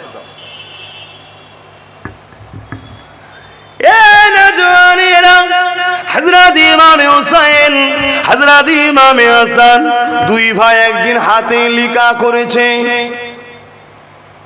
এখন আমরা বাচ্চাদেরকে সিলেটে লিখাই বা খাতাতে লিখাই, তখনকার সময়ে পাথরে বা চামড়ার উপরে লিখা হতো। যাক, যে কোনো বিষয়ে, যে কোনো জিনিসের উপরে দু ভাই কিছু লিখেছে, মায়ের কাছে নিয়ে এসে বলে, আম্মা কার লেখাটা বেশি সুন্দর হয়েছে? স্বাভাবিক, আমাদের বাচ্চারাও করে। কিন্তু খাতুনে জান্নাত দেখছে, বাচ্চা তো আল্লাহর নবীর পিয়ারা বাচ্চা। যদি আমি কারো একটা পক্ষ নিই, আর একটার মনে দুঃখ হয়ে যাবে। ঠিক? তাই খাতুনে জান্নাত বললেন, যাও তোমার আব্বা মওলা আলীর কাছে চলে যাও, হযরতে আলী এর সমাধান করবে, নিজের থেকে ঠেলে দিলেন। হযরত আলীর কাছে দুজন ভাই চলে গেল, ছোট ছোট, আব্বাজান কার হাতের লেখা ভালো? হযরতে মাওলা আলীকে, যিনি এলেমের দরজা, জোরে বলুন সুবহানাল্লাহ, এক মুহূর্তে হাজারো সমস্যার সমাধান করে দিতেন। তিনিও বাচ্চা দুটোর মুখের দিকে চেয়ে বলছেন, না, এই দুটো বাচ্চার মধ্যে কার পক্ষ নেব? আর একজন কষ্ট পাবে, এটা আলীর দ্বারা সম্ভব নয়। তাই বললেন, তোমাদের এই সমস্যাটা তোমাদের নানার কাছেই সুবিধা হবে, নানার কাছে যাও। রাসূলুল্লাহর কাছে পাঠিয়ে দিলেন। কি গো, শুনছেন? মনের মধ্যে একটা ভালো আনন্দ লাগছে কি? যার যার লাগছে এতটুকু নিশ্চিন্তা, পাপী হতে পারেন, বেঈমান কিন্তু এখনো হননি। 100% বলে যাচ্ছি, সেদিনও ছিলাম, আজও আছি, যতদিন বাঁচবো। সেদিনও একদল মুনাফেক আমার পিছনে লেগেছিল, আজও আছে, যতদিন বাঁচবো আমার পিছনে একদল থাকবে। কথা বুঝে আসছে না? নাই, কিন্তু দম নাই আমাকে ভুল প্রমাণ করে দিবার। কথা বুঝতে পারছেন? এ দম নাই। তো আপনারা যদি বিশ্বাস করেন, আমার কথাটাকে দিলে জায়গা দেন, দিলে জায়গা দেন, দিলে জায়গা দেন, তো রাসূলুল্লাহ দরবারে চলে গেলেন। আর আল্লাহর নবী হাসান হোসেনকে এত ভালোবাসতেন, যত জটিল সমস্যা থাকে না কত, যত জরুরি কথা থাকে না কেন, ফেরেশতা এসুক আর যেই এসুক, হাসান হোসেনকে যদি একবার নবী দেখতেন, সব কিছু কাজ রুকে দিয়ে দুজনকে কোলে করে নিয়ে আগে তাদেরকে আদর করতেন, তাদের কথা শুনতেন, তারা খুশি হয়ে চলে যেত, তারপরে দ্বিতীয় কাজে কাজ দিতেন। জোরে বলুন সুবহানাল্লাহ, আরো জোরে বলবেন না? ভেবে দেখুন, নবীর পেয়ারা, নবীর ভালোবাসা, কতটা ভালোবাসা। আল্লাহ নবী একদিন বসে আছেন, আল্লাহ নবীর এক কোলেতে হযরত মুহাম্মদ ইব্রাহিম বসে আছে। ইনি কে? আমার রাসূলুল্লাহ নিজের খুনের সন্তান। আর এক কোলে হযরত ইমাম হুসাইন বসে আছে। ইনি কে? আমার হযরত মাওলা আলী হুজুরের খুনের সন্তান। হঠাৎ করে জিবরাইল সাল্লাল্লাহু চলে আসলেন। আসসালাতু ওয়াসসালামু আলাইকা ইয়া রাসূলুল্লাহ হাবিবাল্লাহ। আল্লাহ পাকের মানসা এটা, আল্লাহ পাকের ইচ্ছা এটা, দুটোর মধ্যে একটাকে আপনি রাখতে পারবেন, দুজনকে একসাথে রাখতে পারবেন না। ইয়া রাসূলুল্লাহ হাবিবাল্লাহ, দুজনের মধ্যে থেকে আপনি কাকে রাখবেন, কাকে আল্লাহর রাহে কুরবান করবেন? এ যুবকেরা, তরুণীরা, বাপেরা, খুব মন দিয়ে বোঝেন। আল্লাহ যদি আমার নবীকে পরীক্ষা নেয়, তোমাকে আমাকে নেবে না, এটা কি হতে পারে? নেবে না, নেবে না? রিসেন্ট পরীক্ষা হাজারো চলছে। কোন সাইডে থাকলে কিছু পাওয়া যাবে না, কোন সাইডে থাকলে লক্ষ টাকার অফারও পাওয়া যাবে। এটাও পরীক্ষা। এ যুবকেরা, তরুণেরা, বাপেরা, হযরত ইমাম হুসাইন হুজুরের দিকে একবার আমার রাসূলুল্লাহ তাকাতে লাগলেন, আর একবার হযরত ইব্রাহিম নিজের খুনের বাচ্চা দিয়ে তাকাতে লাগলেন। আল্লাহ নবীর নূরের চোখ দিয়ে পানি ঝরতে লেগেছে, দাড়ি মোবারক দিয়ে বুকটা ভেজে যাচ্ছে। আরে কাকে দি কাকে ছাড়ি? দুটোই তো আমার কাছে প্রিয়, একটা আমার খুনের বাচ্চা, আর একটা হলো আমার অন্তরের ভালোবাসার বাচ্চা, আমার কলিজার টুকরি ফাতেমা সন্তান মাওলা আলীর খুন রয়েছে। কিন্তু আমি রাসূলুল্লাহ, আমার কাছে দুটোই তো বড় প্রিয়। এই সময়ে আল্লাহ নবী ফায়সালা টেনে দিলেন, ও হযরত জিবরাইল যান, আল্লাহ পাককে যে জানিয়ে দেন, আমি আমার ইব্রাহিমকে আমার হোসাইনের উপরে কুরবান করে দিলাম। এ যুবকেরা, তাই আল্লাহ নবী বারবার হোসাইন হুজুরকে আদর করতেন আর বলতেন, এ হোসাইন রে, তোর উপরে আমার বাচ্চা ইব্রাহিমকে আমি মুহাম্মদ কুরবানি করেছি। এ যুবকেরা, আমার রাসূলুল্লাহ ইমাম পাকদেরকে কতটা মুহাব্বত করতে, ভালোবাসতেন, পিয়ার করতেন। সেই ইমাম পাক হুজুরদের আলোচনা কি করব? আল্লাহ নবী, নূর নবী, দয়া নবী, রহমতের নবী আমার একদিন মদিনা নববী শরীফের মেম্বার থেকে নেবে নবী আমার মেম্বারে দাঁড়িয়ে খুতবা দিতে লেগেছে। ঠিক এমনই সময় দেখা যায় ইমাম হাসান হোসেন দু ভাই আস্তে আস্তে মদিনার মসজিদ নববী শরীফে ঢুকতে লেগেছে। বড় ভাই হযরত হাসান আর ছোট ভাই হযরত হোসাইন। ছোট ভাই তখনও আরো ছোট, তাই ঠিকভাবে চলন ঠিক হয় না, কোন রকম দুলে দুলে পা ফেলে ফেলে আল্লাহ নবীর মদিনা নববী শরীফে ঢুকতে লেগেছে। নবী আমার খুতবা দিতে লেগেছে। হঠাৎ করে আল্লাহ নবীর নজরটা যে ইমাম হাসান হোসেনের দিকে পড়েছে, আল্লাহ নবী খুতবাটা বন্ধ করে দিয়েছে।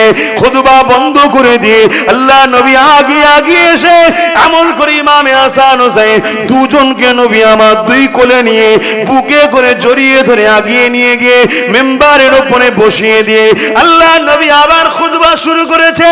নামাজ শুরু হয়ে গেছে। ঠিক এমনই সময় ইমাম হাসান হোসেন আল্লাহ নবীর পিঠ মুবারকে উঠে পড়েছে। দুদিকে পা দিয়ে নানা জানের চুল মুবারককে মজবুত করে ধরে আল্লাহ নবীর পিঠে তারা লাপালাপি করতে লেগেছে। নবী আমার মাথা তুলছে না, সিজদায় পড়ে যে সুবহান রাব্বিল আলা সুবহান রাব্বিল আলা তাসবিহ পড়তে লেগেছে। দীর্ঘ সময় হয়ে যাচ্ছে, সাহাবাদের মধ্যে চিন্তা শুরু হয়ে গেছে, কেননা চারিদিকে নবীর দুশমন। হয়তো আমরা সবাই সিজদায় পড়ে আছি, কোন দুশমন ঢুকে গিয়ে রাসূলকে কি ক্ষতি করে দিল, সাহাবা সে যে কাতারে ছিল হয়তো রাসূলকে ক্ষতি করে দিল নাকি। এত সময় কেন লাগে? কোনদিন নবী জামাতে বেশি সময় দিতেন না, কেন জামাতে যুবকও থাকে, বুড়ো থাকে, সবার কথা মাথায় রেখে জামাত পড়তে হয়। একা যখন নামাজ পড়বেন রাতকে রাত কাটিয়ে দেন, অসুবিধে নাই, জামাতে গুরুত্ব দিতে হয়। কেননা বয়স্ক মানুষও থাকে, তারা বেশিক্ষণ কিরাতে দাঁড়াতে পারবে না, বেশিক্ষণ রুকুতে দাঁড়াতে পারবে না, বেশিক্ষণ সিজদা অবস্থায় থাকতে পারবে না, অনেকের পেশাবের অনেক শিকায়েত আছে, অনেক প্রবলেম রয়েছে। তাই নবী আমার শিক্ষার জন্য সিজদায় তখন পড়ে থাকতেন না। আজকে সাহাবারা অবাক হয়ে যে যখন এই চিন্তা করতে লেগেছে, একজন সাহাবী বলতে লেগেছে, আমি সামান্য মাথাটা তুলে চোখটা দিয়ে দেখতে লেগেছি, কেন নবী মাথা তোলে না। আমি অবাক হয়ে গেলাম, আল্লাহ নবী সিজদায় পড়ে রয়েছে আর নবী পাকের পিঠে ইমাম হাসান হোসেন দুজনে বসে রয়েছে। নানা জানের চুলকে ধরে তারা পিঠের উপরে লাফালাফি খেলা করছে, আনন্দ করছে, আর নবী তাই মাথা তুলছে না। কেন তুললে বাচ্চা দুটো পড়ে যাবে। আমি এমন করে মনে করলাম যে হাতটা বাড়িয়ে হাসান হোসেনকে নামিয়ে নি। যখনই হাত বাড়াতে গেছি আমি অবাক হয়ে গেলাম, নূরের নবী কি ভালোবেসেছে বাচ্চা দুটোকে। হাতটা বগলের তলা দিয়ে আমাকে ইশারা করে জানাচ্ছে, খবরদার এই বাচ্চা দুটোকে আমার পিঠ থেকে নামিয়ে দেবে না। আরো জোরে বলুন সুবহান। নারে তাকবীর। ইমামে হাসান হোসেন, ইমামে হাসান হোসেন জান্নাতি যুবকদের সরদার। নারে তাকবীর। আহা, তাদেরকে ভালোবাসোই আমরা, শুধু মুখে না, বাস্তবেও ভালোবাসতে হবে। বলুন বাস্তবে। আমার ইমাম পাকের আখলাক কি ছিল, আমার ইমাম পাক কি করেছিল, এগুলো জানতে হবে। আজকে কারবালাকে পৃথিবীর নতুন এজিদ যারা আছে, স্বৈরাচারী শাসক, এজিদ মানে স্বৈরাচারী, এজিদ মানে জালিম শাসক, এজিদ মানে অত্যাচারী শাসক, এজিদ মানে প্রজাদের উপরে জুলুম করে একটা হুকুমতের নাম। এজিদ মানে সমাজকে ফিতনা ফাসাদের মধ্যে জড়িয়ে অশান্তি করে মানুষের অধিকারকে ছিনিয়ে নিবার নাম। এজিদ মানে কি? শরাব পান ও শরাবের প্রচার প্রসার তৈরি করার নাম এজিদ। তাহলে বলুন, আমরা হোসাইনি দাবি করব, আজকের যদি কোন হুকুমত এজিদি খসলত নিয়ে চলে, সে আজকের এজিদ। এদের দলদাস, এদের দাসত্ব কি করা যেতে পারে? জোরে বলুন, করা যেতে পারে। এতে যদি আজকে আমাদের ঘর হোসাইনের প্রেমিক হিসাবে তারা জিন্দানে ভরে জুলুম করে মিথ্যা কেস দিয়ে আমাদের কেউ যদি হত্যা করে দেয়, আমরা মরণকে শাহাদাত হিসাবে নিতে রাজি আছি, কিন্তু এজিদের সঙ্গে দল করে জাহান্নামে যেতে রাজি নই। ঠিক না বেঠে? আকীদা ঠিক করুন। শুধু মুখে বলবেন আমরা হোসাইনি, ইয়া হোসেন, ইয়া হোসেন, ইয়া হাসান, মুখে বলবেন। আখলাকে দেখো, সারাবি হলো লিডার, আখলাকে দেখো চরিত্রহীন হলো লিডার, আখলাকে দেখো নিজেই জুলুম করি, আখলাকে দেখো মানুষের অধিকারকে লুটি, আখলাকে দেখো কাজে দেখো সব এজিদি খসলত পাওয়া যাচ্ছে, এজিদের দলভুক্ত হয়ে আছে। হে আমার যুবক, হে আমার বাপ মা ভাই বোন, কাউকে জোর করে আমি খাইয়ে দিচ্ছি না, নিতে হয় নিন, না নিতে হয় তৈরি থাকুন। মৃত্যু তো এজিদেরও হয়েছে, আর ইন্তেকাল তো হোসাইনও হয়েছে। এজিদ ইমাম পাককে শহীদ করার পর 3 বছর 4 বছর খুব বেশি ক্ষমতায় টিকে ছিল। এই 4 বছর ওর কি অবস্থা হয়েছিল সেই ইতিহাস আপনারা জানেন কি জানি না। খোদা এমন বিমার দিয়েছিল যে বিমারে সর্বসময় ছটফট করেছে, যা কিছু খায় ভেতরে শুধু জ্বলন হয়, জ্বলন জ্বলন, ওই জ্বলনে ছটফট করতে লেগেছে। তার প্রজারা তাকে, তার মন্ত্রীরা, তার যারা আমলা ছিল, এজিদ যাতে এই কষ্ট থেকে একটু ভুলে থাকতে পারে, তাই এজিদকে বিভিন্ন জায়গায় ভ্রমণে নিয়ে যাওয়া হতো, সুন্দরী সুন্দরী প্রতিদিন নতুন নতুন নারী দেওয়া হতো। তথাপি এজিদের জ্বালা যন্ত্রণা এজিদ সহ্য করতে পারত না। এত জুলুম অত্যাচারের শাস্তি তো দুনিয়ায় হলো, আজকে সেই এজিদকে আল্লাহ জাহান্নামের কুকুর বানিয়ে জাহান্নামে রেখেছে। কারো সন্দেহ আছে? কারো সন্দেহ আছে? নতুন করে একদল নামাজি, দাড়িওয়ালা, টুপিওয়ালা, পাগড়িওয়ালা এজিদকে বাঁচাবার চেষ্টা করছে। জানবেন ওরাও জাহান্নামের কুত্তা ছাড়া আর কিচ্ছু হবে না। এই কুত্তা ভাষাটা কি খারাপ লাগছে নাকি? এর চেয়ে ভালো কি শব্দ আছে ভাই আমার কাছে জানা নেই।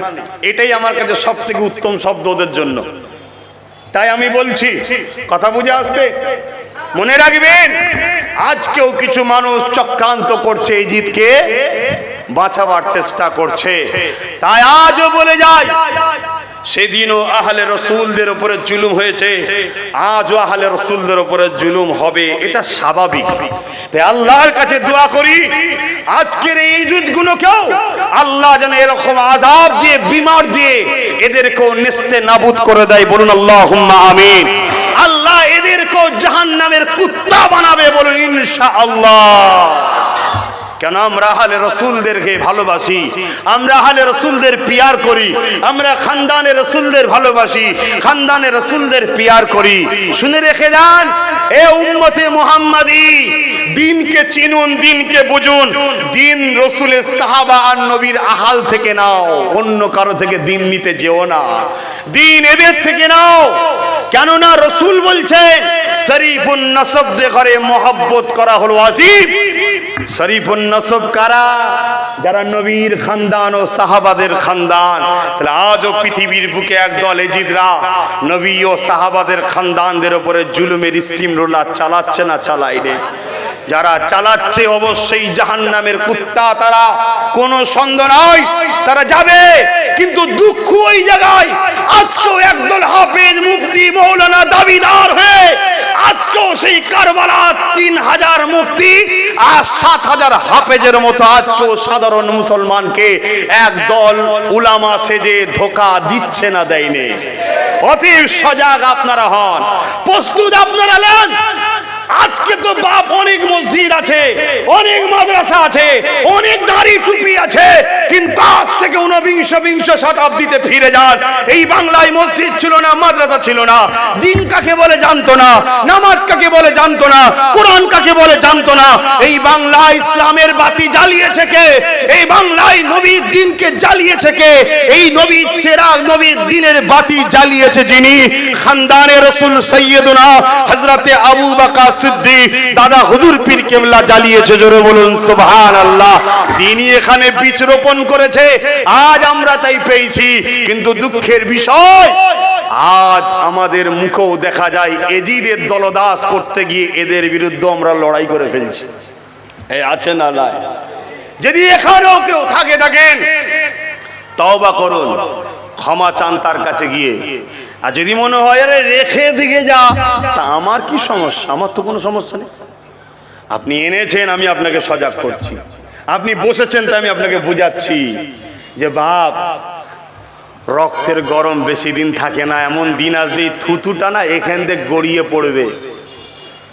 যে মুছাবার লোক থাকবে সে একদিন মুছাতে মুছাতে গালে টেনে চড় মারবে, রাগের চোটে মেরে নেবে। দিন আসবে, দিন আসবে। তবে মনে রাখবেন আহলে রাসূলদের কাজ দ্বীন ইসলামকে জিন্দা রাখা। এই যুগে যুগে ইমাম পাকের বংশধরেরা, যুগে যুগে সাহাবা হুজুরদের খানদানেরা আজ ইসলামের ঝান্ডাকে জিন্দা রেখেছে। এ যুবকেরা, যুগে যুগে জিদিরা আমার রাসূলুল্লাহ দ্বীনকে মিটাবার চেষ্টা করেছে। যুগে যুগে তাদের সাথ একদল মুনাফিক উলামারা দিয়েছে। এই ভারতের জমিনের একটা ইতিহাস বলে যায়, এই ভারতে একজন মুনাফিক ছিল যার নাম হলো হতভাগা আকবর। সে কিনা আমার নবীর দ্বীনকে মিটাবার জন্য দ্বীনে ইলাহি বলে একটা নতুন ধর্ম চালু করতে চেয়েছিল। ওই আকবর কিন্তু একা ছিল না, তার পাশে হাজার হাজার মুফতি ছিল, হাজার হাজার আলেম ছিল, হাজার হাজার হাফেজ ছিল। আকবরের শাসন ক্ষমতার কাছে তারা মাথা নত করে দিয়েছিল, আকবরের অর্থ লোভের কাছে তারা মাথা নত করে দিয়েছিল, আকবরের খুশামদি করতে লেগেছিল, আকবরকে নানান দিক দিয়ে নতুন নতুন কৌশল অবলম্বন করেছিল। কিন্তু সেই সময়ে দেখা যাবে ওই আকবরের বিরুদ্ধে যিনি লড়েছিল উনিও খানদানের রাসূল, অন্য কেউ নয়, আমার মুজাদ্দিদুজ্জামানের দাদর পীর হযরতে হযরতে এমন করে মুজাদ্দিদ আল-ফিসানি রাহমাতুল্লাহ আলাইহি তিনি লড়াই করেছিলেন। সেই লড়াইতে দেখা যায় মুজাদ্দিদ আল-ফিসানির দিকে গুটি কত মানুষ ছিল, আর হতভাগা আকবরের কাছে শাসন ক্ষমতা ছিল, তাই তার ডকে হাজারো মুফতি গেছে, তার দিকে হাজারো আলিম গেছে, তার দিকে হাজারো হাফেজ গেছে, তার দিকে হাজারো ইমাম গেছে। কিন্তু মুজাদ্দিদ আল-ফিসানির দিকে গুটি কত ইমানদার রয়েছে। কিন্তু আমার আল্লাহ কোন দিকে, এটাই হলো জানার বিষয়। যদি আল্লাহ পাক দ্বীনে মুহাম্মাদি ছেড়ে দিয়ে দ্বীনে ইলাহিকে সাপোর্ট করে, তাহলে আপনি বলতে পারেন হতভাগা আকবরের দিকে আল্লাহ ছিল। নাউযুবিল্লাহ মিন যালিক, হতভাগা আকবরের দিকে আল্লাহ নয়, আকবর তো দ্বীনে মুহাম্মাদির দিকে ছিল, এই মুজাদ্দিদ আল-ফিসানির দিকে ছিল। হযরতে মুজাদ্দিদ আল-ফিসানি দোয়া করতে লাগলেন, আল্লাহ পাকের আযাব শুরু হয়ে গেল। ওই আযাবেতে হতভাগা আকবরও ধ্বংস হলো, তার পক্ষে যত হাজারো মুফতি আলেম ছিল তারাও ধ্বংস হয়ে আজ জাহান্নামের কুত্তা তৈরি হলো। এই যুবকেরা তাই বলে দিয়ে যায় এই দুনিয়ায় সবাইকে মরতে হবে। তুমি রহমানের দিকে থাকলেও মরবে, শয়তানের দিকেও থাকলে মরবে, হুসাইনের দিকেও থাকলে মরবে, ইজিদের দিকেও থাকলে মরবে। কিন্তু তোমার আখিরাতটা কোথায় হবে? তুমি সারা জীবন তুমি ইজিদের দলে থাকবে, ইজিদকে সাপোর্ট করবে, ইজিদের কর্মকাণ্ডকে বাহবা দেবে, ইজিদের কর্মকাণ্ডকে শক্তিশালী করবে, ইজিদকে সাপোর্ট করে আরো ক্ষমতায় বসাবে, আর পরকালে গিয়ে হুসাইনের সঙ্গে জান্নাত যাবে। এই আশাটা করে লাভ হবে না, হবে না। তাই সেদিন মুজাদ্দিদ আল-ফিসানি আমল করে আমার রাসূলুল্লাহ দিকে ছিল, হুসাইনের দিকে ছিল, হতভাগা আকবর ইজিদের দিকে ছিল, সে বরবাদ হয়ে গেছে। আজও চোখের সামনে আমরা দেখতে পাচ্ছি দুটো দিক হয়ে গেছে, একটা ইজিদের দিক, একটা হুসাইনের দিক। ইজিদের দিকে যদি তোমরা থাকো তাহলে বরবাদ হয়ে যাবে, হুসাইনের দিকে যদি থাকো দুনিয়ায় জুলুম হবে। কেন? ইজিদের হাতে ক্ষমতা থাকে, ইজিদ প্রশাসন দিয়ে তোমায় জুলুম করবে, ইজিদ শাসকের ক্ষমতা নিয়ে তোমার উপরে অত্যাচার করবে, তোমার কাজকে বন্ধ করে দেবে, তোমায় মিথ্যা কেস দেবে, তোমাকে শুলিতে চড়াবে, তোমাকে ফাঁসিতে চড়াবে, তোমাকে অনেক কষ্ট দেবে। মনে রেখে দেবে যেটাই তোমার উপরে হোক না কেন, তোমার আল্লাহ পক্ষ থেকে এটা পরীক্ষা শুধুমাত্র। এই পরীক্ষায় তুমি যদি ধৈর্যের সাথে কামিয়াবি হতে পারো, কোনো চিন্তা না, তুমি হুসাইন পাকের সঙ্গে জান্নাতি হয়ে যাবে। আরো জোরে বলুন সুবহান।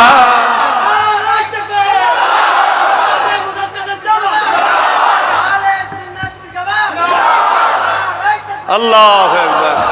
কি গো বাপ, ইমাম পাকের কথা বলা যাবে তো নাকি? কিন্তু আজ আমি বলে যাচ্ছি আগামী 2 বছর পর মিলিয়ে নেবে ইমাম হোসাইনেরও আলোচনা ব্যান্ড হবে, এই বাংলা তো হয়ে যাবে, দেখে লিও। আগে যা বলেছি আজকে ঘটছে না ঘটে না? অনেকে আমায় বলে যে আব্বাস চুপ কেন, কি বলবে? 7 বছর ধরে বলেছি, এখনো যদি কেউ 500,000-এ বিক্রি হয় তাদের তো কুত্তার হাল হবে। তা তাদের কাছে আমি কি বুঝাবো? 7 বছর ধরে তো বুঝাচ্ছি। মনের দুঃখে চুপ করে গেছি, মনের দুঃখে চুপ হয়ে গেছি, কিন্তু তা বলে দিল থেকে দূরে সেরে দিইনি। চুপ হয়ে আছি ঠিকই, কিন্তু দিল থেকে দূরে সরিয়ে দিইনি। দোয়া আজও করি, আল্লাহ এদেরকে হেদায়েত করো, এদেরকে জাগাও, এদেরকে বুঝাও, এদেরকে ভাবাও যে তোরা পোল্ট্রি মুরগি হুসনি। পোল্ট্রি মুরগি দেখবেন খাঁচায় বাঁধা থাকে, খাবারের কিন্তু অভাব থাকে না। টাইমে টাইমে খাবার সব সময় দিচ্ছে, পরিষ্কার হচ্ছে। কি হয় না দেখেন না? পোলট্রির ফার্ম দেখেছেন না দেখেন না? পোলট্রির ফার্ম দেখেছেন না দেখেন না? টাইমে টাইমে খাওয়ায়, টাইমে টাইমে পরিষ্কার হয়, কত ইঞ্জেকশন, ওষুধ, ট্রিটমেন্ট সব দেওয়া হয়। কি কিন্তু যখনই খদ্দের আসে একটা করে বার করে, লাও মাল দাও, আবার বার করে। আর বাকি পোল্ট্রি মুরগিগুলো কি করে? ও দেখে আমার জাতকে কাটছে, তারপরও দেখুন দেখার পর আবার খাওয়াতে ব্যস্ত। তা আজকে আপনারা তো পোল্ট্রি টাইপের হয়ে গেছেন, আপনার জাতকে আপনাদের সামনে কাটছে কাউকে খুশি করার জন্যে, আর আপনি সেই খাওয়াতেই ব্যস্ত। দে ভিক্ষা দে, দে। আমার সাথে অনেকে সম্পর্ক রেখেছিল, রিসেন্ট দেখছি খুব কম, হাতে গোনা কয়েকজন আমার সঙ্গে গাদ্দারি রিসেন্ট করলো। শুনছেন? ওদের আপনারা চিনে রাখবেন, ওদের কুকুরের থেকেও বেহাল হবে। পাগলা কুকুর যেমন সমাজে হলে যেমন বেহাল হয়, ওদের দশাটা আরো ভয়ানক হবে। আর ওরা যদি কোনো ক্ষমাও চাইতে যায়, গাদ্দারদের মাপ নাই, দুশ্মনের মাপ আছে, প্রকাশ্য দুশ্মন। ক্ষমা চাইলে মাপ আছে না নাই? আরে ইসলাম করেছে, আমি কেন করব না? কিন্তু গাদ্দারের মাপ নেই। গাদ্দার কাকে বলে? মুনাফিক, সেজে থাকে আমার মতো, সেজে থাকে আমার বন্ধুর মতো, কিন্তু সুযোগে আমাদেরই ক্ষতি করে। একে কি বলা হয়? গাদ্দার। আমার স্পষ্ট কথা সেদিনও ছিল, আজও আছে। শুনতে পারছেন তো নাকি? শুনে হজম করতে পারছেন তো নাকি? না মনে মনে কষ্ট হচ্ছে? আর তো কষ্ট হলে সবর করার তো কিছু নেই, বলে ফেলো না বাবা। যদি ঢিল মারার শখ যাই, মেরে ফেলো না। সবটাই তো করে ফেললে আর বাদ কি রেখেছো? সবটাই তো হয়ে গেছে, বাদ কি রেখেছো? রাখো, করো। মনে রেখে দিও, আমরা হোসাইনি কুরবানি দিতে জানি। আমরা বুঝি, হোসাইনও জানতো যে আমাকে বড় করা হচ্ছে, আমি একদিন কারবালায় শহীদ হব। আর আমরা হোসাইনিরাও জানি যে আমাদের ওপরও জুলুম হবে জেনেই হোসাইনি করছি, না জেনে নয়। কেন? কোরআন পড়েছি আমরা, আল্লাহ কথা দিয়েছে মোমেনকে আমি পরীক্ষা লব। আমার বাপ ইব্রাহিম খলিলকে আল্লাহ পরীক্ষা নিয়েছে না লাইনে?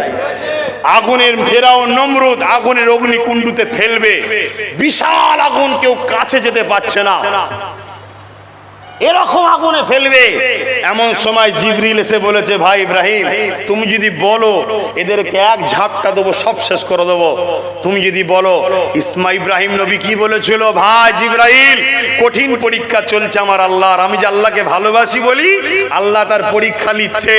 অতএব তুমি চলে যাও, আমি তোমার সাহায্য চাই না। কেন? আমি যে আল্লাহকে মানি, তিনি কানা নয়, তিনি সব দেখতে পাচ্ছে। তিনি যদি ইব্রাহিমকে আগুনে পুড়িয়ে খুশি হয়, তিনার খুশির জন্য একবার নয় 1000 বার পুড়তে রাজি আছি। জোরে বলুন সুবহানাল্লাহ। তাহলে আমাদের উপরে কি জুলুম হচ্ছে আমার আল্লাহ দেখেছে না দেখেন? অতএব তিনি যদি এই পরীক্ষা নিয়ে খুশি হয়, বা এর থেকে যদি আরো কিছু করে খুশি হয়, আল্লাহকে যদি ভালোবাসি, তাতে আমাদেরকে খুশি মনে মেনে নিতে হবে না? হবে না? জোরে বলুন, মানতে হবে না? হবে না? কিন্তু দুঃখটা কোন জায়গায়? দুঃখটা কোথায়? আপনাদেরও পরীক্ষা হতে পারে না? পারে না?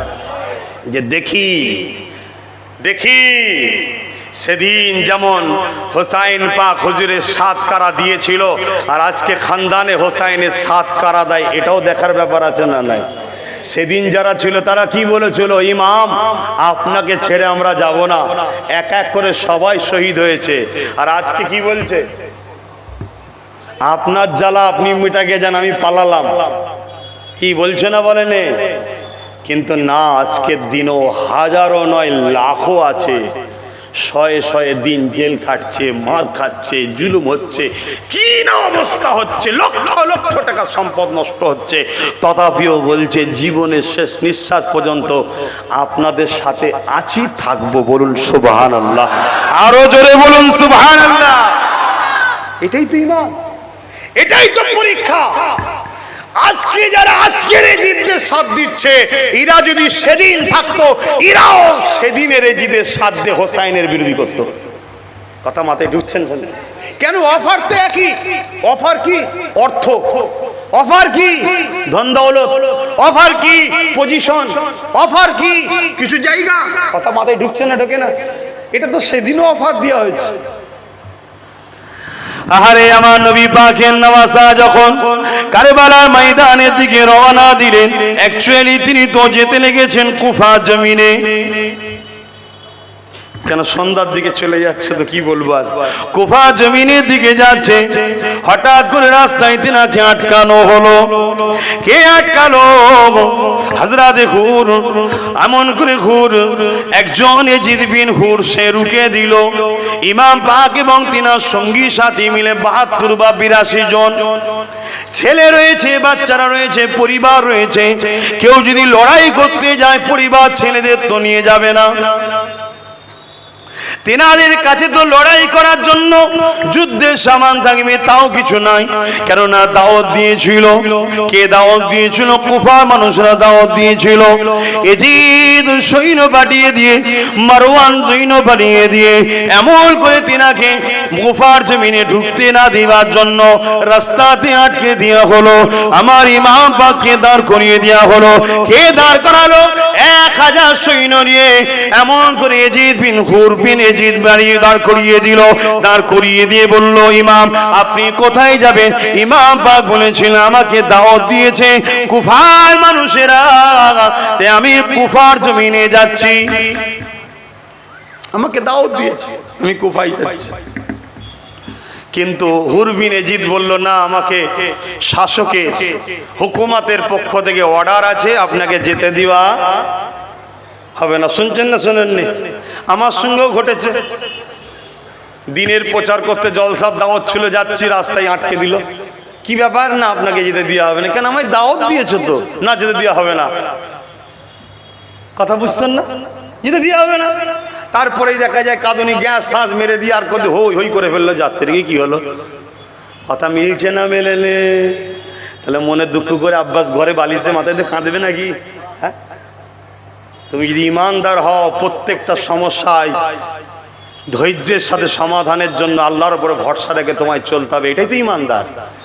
মনে করেছে মুসলমান ঘরে জন্ম নিলেই যে আমি জান্নাত যাব, মন না। জান্নাত যেন তখন বাপের মনে হচ্ছে সম্পদ না। মর মর। আমার বড় বড় ইমামরাও বলেছিল, তাদের উপরে যখন অনেক জুলুম হয়েছিল, ইমামরাও বলেছিল লাশ নিয়ে পরীক্ষা হবে। আমার ছোট হুজুরও বলেছিল লাশ রেখে দেওয়া হবে। কেন? আল্লাহর ওলিরা কখনো মরে না, তাদের লাশও নষ্ট হবে না। হয়তো শুনছেন না? আজকে যারা বিরোধী করছে তাদের লাশ রাখা হোক, আমাদেরও লাশ রাখা হোক, চলো পরীক্ষা করা হোক। আর আমাদের পূর্বপুরুষরা পরীক্ষা আজও তো দিচ্ছে। কিছুদিন আগের কথাই তো, সাইফুদ্দিন হুজুর পরীক্ষা দিয়ে গেল, আবুল ফরাক সিদ্দিকী পরীক্ষা দিয়ে গেল। দিয়ে গেছে না? যায়নি? দুরুদ্দিন সিদ্দিকী কিছুদিন আগেই তো পরীক্ষা দিয়ে গেল। কথা মাথায় ঢুকছে না? ঢোকে নেই? বাপ, এখনো সময় আছে। কাঁথা ঠিক করলাম। তুমি যদি মনে করো আমি খুব চালাক, আমি আমাকে ওরা কি বলে নিচেরও খাবো ওপরেরও খাবো, এটা কি কথা আছে না? গাছেরও খাবো পুরনোও খাবো, খুব চালাক নিজেকে মনে করছো না? না, ফেসে যাবে, কঠিন ফাঁসা ফাঁসবে। আমার ইমাম পাক ওই সময় বললেন, তাহলে একটা দিন আমাকে সময় দেয়া হোক। অনেক বড় কথা। হুর বিন এজিদের আগে থেকেই কিন্তু আমার রাসূলুল্লাহ পরিবারদের ওপরে একটু হলো মহাব্বত ছিল, কিন্তু তাই বেউজ্জতি করতে চাইনি। উনি বললেন, হুজুর আপনি রাতের আড়ালে আস্তে আস্তে রওনা দেবেন, আমি সৈন্যদেরকে নিয়ে একটু সাইডে সরে থাকবো। কেন? ডিউটির একটা ব্যাপার আছে না, আমাকেও মেরে ফেলবে। শুনছেন না? কিন্তু চাইছে না। অনেক বড় কথা। এই খবর চলে গেল এজিদ বাহিনীর কাছে যে ঘুর নরম ব্যবহার দেখাচ্ছে, তাই সঙ্গে সঙ্গে আরো ৬,০০০, এইভাবে ২২,০০০ সৈন্য চলে এলো। কত? এক ইমাম পাককে রুকার জন্য কত? সেই ইমামের ঘরে ছেলে আজকে একজনকে রুকার জন্য সব কুকুর লেগেছে। হে যুবকেরা, তরুণেরা, বাপেরা, মনে রেখে দেবেন, আমার ইমাম পাক ওই সময় তাবু করতে বললেন, তাবু তৈরি হলো। শুনছেন তো নাকি? তাবু তৈরি হয়ে গেল। ওই তাবুতে দেখা যায় সারা রাত ধরে ইমাম পাক কি করেছিল, ওদিকে এজিদ বাহিনীর তাবু তৈরি হলো। আপনারাও শুনছেন তো নাকি? ইমাম পাকের দিকে তো নাকি? তাহলে ইমাম পাকে যদি হন, তাহলে ইমামের খানদানের দিকে থাকবেন না? সামান্যই বিক্রি হয়েছে, ঝগড়া করবেন আমাদের সাথে? চালিয়ে যান, অসুবিধা নেই। আমি বলছি তো অসুবিধা নেই, আমরা প্রস্তুত আছি, আমরা প্রস্তুত আছি। তো আল্লাহ এ পরীক্ষা তো নেবে, প্রস্তুত। সারা রাত ধরে ইমাম পাক তাবুর মধ্যে নামাজ পড়েছেন, কোরআন তেলাওয়াত করেছেন, দুয়ার মধ্যে কাটিয়েছেন। আর ওদিকে এজিদ বাহিনীতে কি হয়েছে? ইতিহাস কি বলে? ইতিহাস শিক্ষা দেয় তো নাকি? বলো বলো, ইতিহাস কি বলে? বাস্তবের সঙ্গে মিলাতে হবে। আজকেও কি হচ্ছে দেখুন। আর ওদিকে এজিদ বাহিনীতে সারা রাত নারীনে নাচ হয়েছে, মদ শরাবের আড্ডা হয়েছে, গান তৎকালীন সময় যে সিস্টেমে ছিল ভাড়া করে নিয়ে এসে আনন্দ ফুর্তি করা হয়েছে। কেননা পরের দিন হক না হকে লড়াই হবে। আমাদের এলাকার দিকে তাকিয়ে দেখেন, আমাদের এলাকাও আজকাল যখন হক আর না হকের পরের দিন লড়াই হয়, সেটা বিভিন্ন সিস্টেম পাল্টাতে পারে। আজকে আমাদের এলাকায় দেখুন, এজিদ বাহিনীরাও রয়েছে, হোসাইন বাহিনীরাও রয়েছে। হোসাইন বাহিনীরা অলির মাজারে গিয়ে দোয়া করে, নামাজ পড়ে, আল্লাহর কাছে সাহায্য চায়। আর এজিদ বাহিনীরা কি করে? লোকের বাড়ি বাড়ি মদ পৌঁছে দিতে লেগেছে, কালকে আমার হয়ে লড়বি। হয় না? হয় না? আরে মিলিয়ে নেন না। আমার কাজ বাপ সত্যটা আপনার কাছে দেওয়া। এই সত্য দিতে গিয়ে যদি আমার জীবনের রিস্ক হয়, হোক যাক, এই জীবন আমার নাকি? আমাকে তো ব্যবহার করতে দিয়েছে। কে দিয়েছে? আল্লাহ দিয়েছে। আর তিনি যেদিন বার করবে সেদিনই বেরোবে। আর তিনি যেদিন বার করবে না, সবাই মিলে চেষ্টা করে পারবেন আপনারা? কিছুদিন আগে ভূমিকম্প হয়ে গেল না একটা তুরস্কই? বড় বড় সব পুরুষরা, নারীরা সব মারা গেল। একজন মা, তার গর্ভে সন্তান ছিল, মাটাও মারা গেছে, বাপটাও মারা গেছে, কিন্তু ওই অবস্থায় প্রস্রাব হয়েছে বাচ্চা। আপনারা জানেন অনেকে? হ্যাঁ, জানেন তো নাকি? ওই অবস্থায় বাচ্চাটা প্রস্রাব হয়েছে, দুনিয়ায় ভূমিষ্ঠ হয়েছে। 2.5 দিন পর বাচ্চাটা ওই বিল্ডিং এর তলাতে তখনও জেন্দা পড়ে আছে। জোরে বলুন সুবহানাল্লাহ। কে বাঁচিয়ে রেখেছে? আমি তার উপরে ভরসা রেখে চলি। কিন্তু দুঃখ লাগে, হাই রে আমার নবীর গোলাম, নবীর উম্মত দাবিদার, সামান্য ভিক্ষাতে বিক্রি। হ্যাঁ, তাদের কাছে যারা তোমার মাদ্রাসাকে মিটাচ্ছে, তাদের কাছে যারা তোমার পীর পরিবারের উপরে জুলুম করে, তাদের কাছে যারা সমাজে মদ বিতরণ করে, তাদের কাছে যারা গরিবদের ঘরে লোটে, তাদের কাছে তোমরা বিক্রি হচ্ছ, দলদাস হয়ে আছো, এজিদের পক্ষ দলদাস করছো। এটা দুঃখ লাগে। সেই দুঃখতে বাপ কথা বলার মন মানসিকতা নেই। কথা বুঝছেন না, বোঝেন না? তথাপি আল্লাহ বলেছেন, মেম্বার দিয়েছেন, এই সত্য কথাটা বল, সুযোগ করে দিয়েছেন, তাই বলে দিচ্ছি। নিবার হয় না, না নিবার হয় না, আমি আমার ডিউটি থেকে খালাস। আর এই বলাতে আমার ওপরে হাজারো জুলুম আসছে, এসেছে, আগামী তো আসবে, আমি জানি আসবে, আমি প্রস্তুত। আর তুমি শোনাতেও যদি এই হোসাইনি রাস্তায় চলো, তুমিও মেন্টালি ঠিক করে আসো, তোমার ওপরেও হাজারো জুলুম হবে, হচ্ছে, আরো হবে। কথা মাথায় ঢুকছে না? ঢুকে। কিন্তু মজা আছে, একবার যদি কানেকশনটা জুড়ে যায় না, তখন মজা আছে। যদি মজা না থাকতো, বেলালের বুকে ভারী পাথর চেপে দিল, বেলাল ককরম কি বলে বনভূমির উপর শুয়েছিল কি করে? যদি মজা না থাকতো, হজরতে মা সাথে একজন মহিলা তার চোখের সামনে তার বাচ্চাগুলোকে গরম তেলে ফেলছে, মা তথাপিও আল্লাহর উপরে ভরসা করে আছে কি করে, এটা মজা আছে, ওই কানেকশনটা জুড়তে এখনো পারোনি, ওই জন্য সমস্যা হচ্ছে। কানেকশনটা যেই জুড়ে যাবে দেখবে চোখের সামনে মৃত্যু থাকলেও মনে হবে ওই মৃত্যুটাই আমার জন্য ভালো, যে মৃত্যুটাতে আল্লাহ খুশি হয়। জোরে বলুন সুবহানাল্লাহ। কিন্তু সময় তো নেই, আর কি হবে গো, দোয়াও তো করতে হবে, একটু দোয়া করবো না, মুসাফির আলা আছে। তথাপি একটু বলে দিয়ে যাই সংক্ষেপে, পরের দিন লড়াই শুরু হয়ে গেল, হক আর নাহকের লড়াই। কিন্তু জুম্মার দিন ছিল, ইমাম বাপ খুতবা দিতে লেগেছে, ওই খুতবাতে ইমাম বাপ বক্তব্য দিতে লেগেছে। ওই বক্তব্যই হাজারো এজিদি বসেছিল, শোনেন মন দিয়ে। আজ আমরাও যখন হজ করি আমাদের বক্তব্য হাজারো এজিদি বসে থাকে, থাকে না থাকে না? এই সবাই হোসাইনি আছে নাকি? সেদিনও ছিল নাকি? কিন্তু সেদিনও হোসাইনি ছিল আর হাজারো এজিদিও ছিল। হোসাইন বাগাজ করে বলে, তোমরা আমায় চেনো না, তোমরা কার বিরুদ্ধে তরোয়াল ধরেছো? আমার নানা হলো সাইয়্যিদুল মুরসালিন রাহমাতাল লিল আলামিন, আখিরি নবী, জিনার কলেমা তোমরা পড়ো। সেই নানার পিঠে উঠে ঘুরিয়েছি, সেই নানার কাঁধে ঘুরিয়েছি, সেই নানার ঠোঁট মোবারককে চুষে বড় হয়েছে, সেই নানার চাদরের মধ্যে করে নি নানা ঘুরিয়ে রাখতো। সেই নানা বলেছে যে হোসাইনকে ভালোবাসে, আল্লাহ তুমি তাকে ভালোবাসো। যে হোসাইনের সঙ্গে দুশমনি করে, আল্লাহ তুমি তাকে থেকে মুখ ফিরিয়ে নাও। তোমরা কি তার বিরুদ্ধে তরোয়াল ধরেছো সামান্য জায়গা ক্ষমতা পাওয়ার জন্য, অর্থ পাওয়ার জন্য? এইভাবে হোসাইন বক্তব্য দিচ্ছে, সবাই শুনছে, কিন্তু সবার মধ্যে তাসির হলো না, কেউ পরিবর্তন হলো না। একজন পরিবর্তন হলো, যিনি হলো হযরতে হুর, যিনি প্রথম হোসাইনকে রুকেছিল, তিনি পরিবর্তন হয়ে গেলেন। তিনি ওই দিক থেকে ছেড়ে হোসাইনের দিকে আসলেন, এসে হোসাইনের কদমে পড়লেন, হুজুর আমাকে ক্ষমা করে দেন, আল্লাহ আমাকে দেখিয়েছে ওদিকে জাহান্নাম রয়েছে, আপনার দিকে জান্নাত রয়েছে, আমি সর্বপ্রথম আপনাকে রুকেছিলাম, আমাকে ক্ষমা করে দেন হুজুর, আমাকে ক্ষমা করে দেন, মাফ করে দেন। হুজুর মাফ করে দিলেন, হুজুরের হয়ে লড়াই করতে লাগলো। 180-র উপরে এজিদি কুত্তাকে জাহান্নামে পাঠিয়ে দিয়ে হুজুর আল্লাহর জান্নাতি হয়ে গেলে। একটা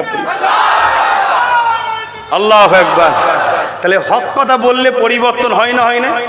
একটা তো হয়েছে, এটা দায়িত্ব বলতে হয়। হুজুরও দায়িত্ব নিয়ে বলছে, না হয় কিয়ামত দিন বলবে যে আমরা ঘুমিয়ে গেছিলাম, কই হোসাইন তো আমাদেরকে জাগালো না, আমরা নাই নেশায় পড়ে গেছিলাম, লোভে পড়ে গেছিলাম, হোসাইন তো জাগালো না।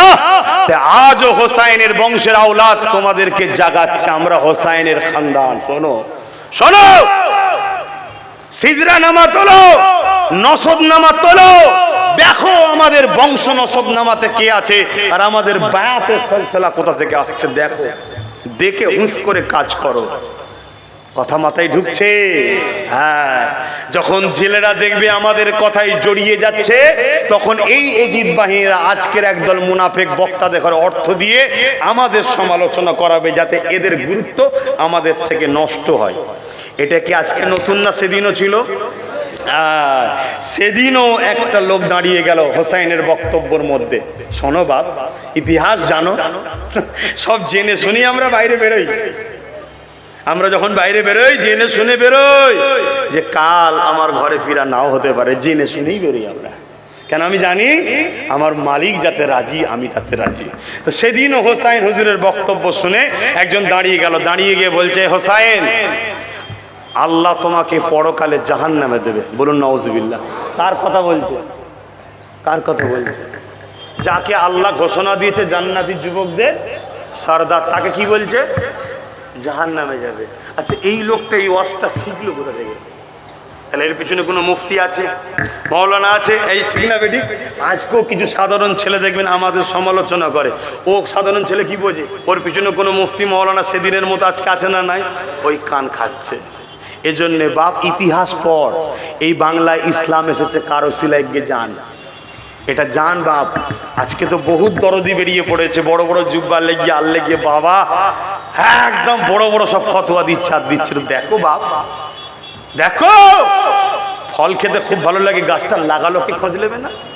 হ্যাঁ, তাই তোমরা কমসে কম যদি দাদা হুজুরের হও, একটু মজবুত হও, বক্তাগুলোকে দেখো কারা কোন দিকে হাওয়া চালাচ্ছে, দেখে শুনে একটু আনো, দেখে শুনে তোলো, দেখে শুনে মেশো। কথা খারাপ লাগছে নাকি বাপ? কিসমতটার উপরে ভরসা আছে, তাই হক কথা বলতে পারি। আল্লাহ বলাই, বলুন আলহামদুলিল্লাহ। দোয়া করুন আল্লাহ যেন আরো বলার তৌফিক দেয়, বলুন আল্লাহুম্মা আমিন।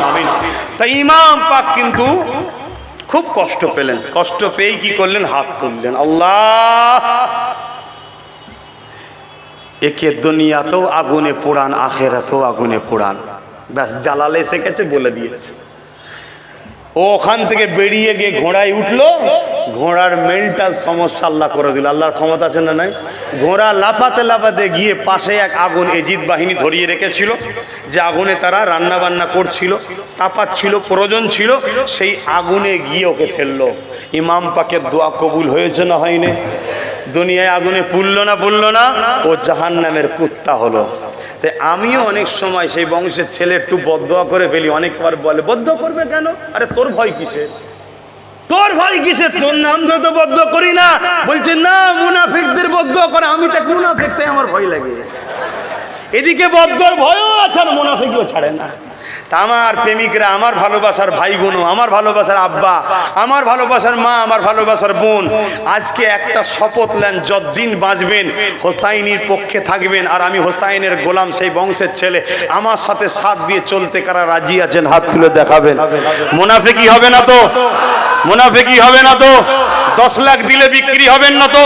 50 লাখ দিলে যদি মিথ্যা কেস দেয়, কাজ বন্ধ করে দেয়, টোটো চালিয়ে খাও যদি রুকে দেয়, যতই শাস্তি হোক, জীবনের শেষ নিঃশ্বাস পর্যন্ত হকের পক্ষে রাখতে রাজি আছে। আপনাবান দিলের মধ্যে একটা আগুনকে ধরিয়ে রাখুন, দিল থেকে এখন বার করবেন না। কি আগুন? হোসাইনি খানদানদের উপরে যে অত্যাচার হয়েছে, সব খবর জানেন। ওই অত্যাচারের আগুনটাকে দিলের মধ্যে জাগিয়ে রাখুন। ঠিক সময়, ঠিক জায়গায়, ঠিক টাইমে তাদের বিরুদ্ধে জবাব দিয়ে দেবেন। কথা বুঝে আসছে?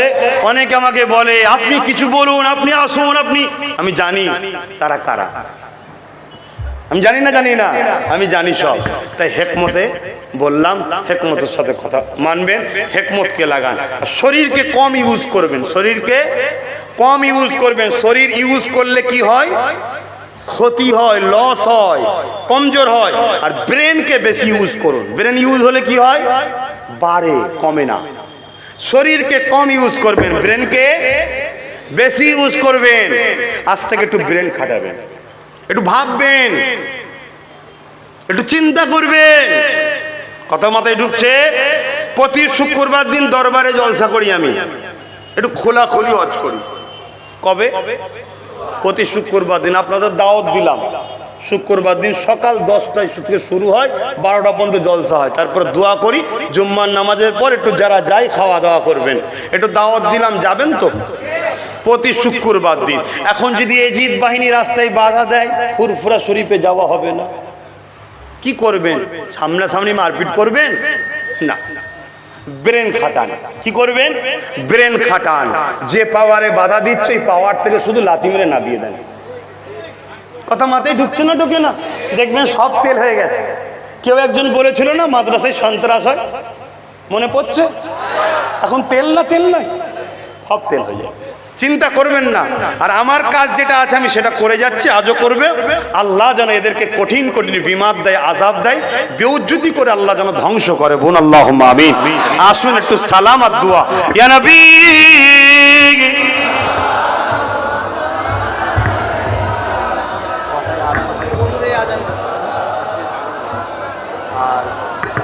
আপনি নামাজ পড়াবেন, রেডি হবেন। এখানে মাগরিবের নামাজ আমরা পড়ব আপনাদের সাথে, যেমন আমি আসরের নামাজ পড়িছি, আপনাদের সাথেই মাগরিব পড়ব। মাগরিবের নামাজ পড়ে আমি রওনা দেবো। আপনারা নামাজ পড়লে আবার জলসায় বসবেন। আরো ওলামারা আছেন। তবে কি বললাম, ওই খানা খাবার হজ করছে না, দিনের জন্য হজ করছে, একটু দেখতে হবে। শুনছেন না? শোনেন নেই? খানা খাবার যেই হজ করছে দেখবেন, ঘরে চো ঘরে চো ঘরে চো ঘরে চো, খালি খাবার সময় নষ্ট না করে কাজ কাম করে যান। আর হোসাইনি আমল করে হকের পক্ষে যারা ওয়াজ করবে, ওই আলেমদের মুখের দিকে তাকিয়ে থাকলেও ছোট ছোট গুনাহ মাফ হবে। জোরে বলুন সুবহানাল্লাহ। এরা দিনের খাদেম, দিন দুদিকে হয়, একটা ন্যায়ের পক্ষে অন্যায়ের বিরুদ্ধে। কথা বুঝে আসছে? আসেন। ইয়া নবী সালাম, ইয়া রাসূল, ইয়া হাবিব সালাম, সালাওয়াতুল্লাহ। কেন আল্লাহ কোরআনে বলেছে সল্লু, দরুদ পড়ো, সাল্লিমু, সালাম দেয়। তাই দরুদও পড়েছি, সালামও দিলাম। সময়ের দিকে খেয়াল করে, আর লম্বা করছেন, একটু ছোট করে দোয়া দাঁড়িয়ে হবে, তারপরে কাতার করে নেবেন। আমি প্রথমে উঠেই মানা করেছিলাম ফটো ভিডিও করবেন। আমি অডিও করতে বারণ করেছিলাম কি না? অডিও যদি কেউ করেন করুন, অসুবিধা কি আছে? কিন্তু কেউ কেটে যেন বাজারে ছাড়বেন না। কেটে যদি বাজারে ছাড়েন, তাকে আমার দাবি দেওয়া রইল, আল্লাহর কাছে জবাব দেবেন। কেন সমাজ ফেতনা হবে, বিভ্রান্তি হবে সমাজে, ঠিক না বেঠিক গো? আর যদি কেউ লুকিয়ে লুকিয়ে ফটো বা ভিডিও করে থাকেন, ঘরে যাওয়ার আগে ডিলিট করে দিয়ে যাবেন। আল্লাহ না করুক, ঘরে গিয়ে যদি বুকের পেন হয়, ওই অবস্থায় যদি মারা যান, আপনি মুনাফিক হয়ে মরবেন। কারণ আপনি ধর্মের ক্ষতি করছেন, দ্বীনের ক্ষতি করছেন। আপনি আমাকে ভালোবেসেন,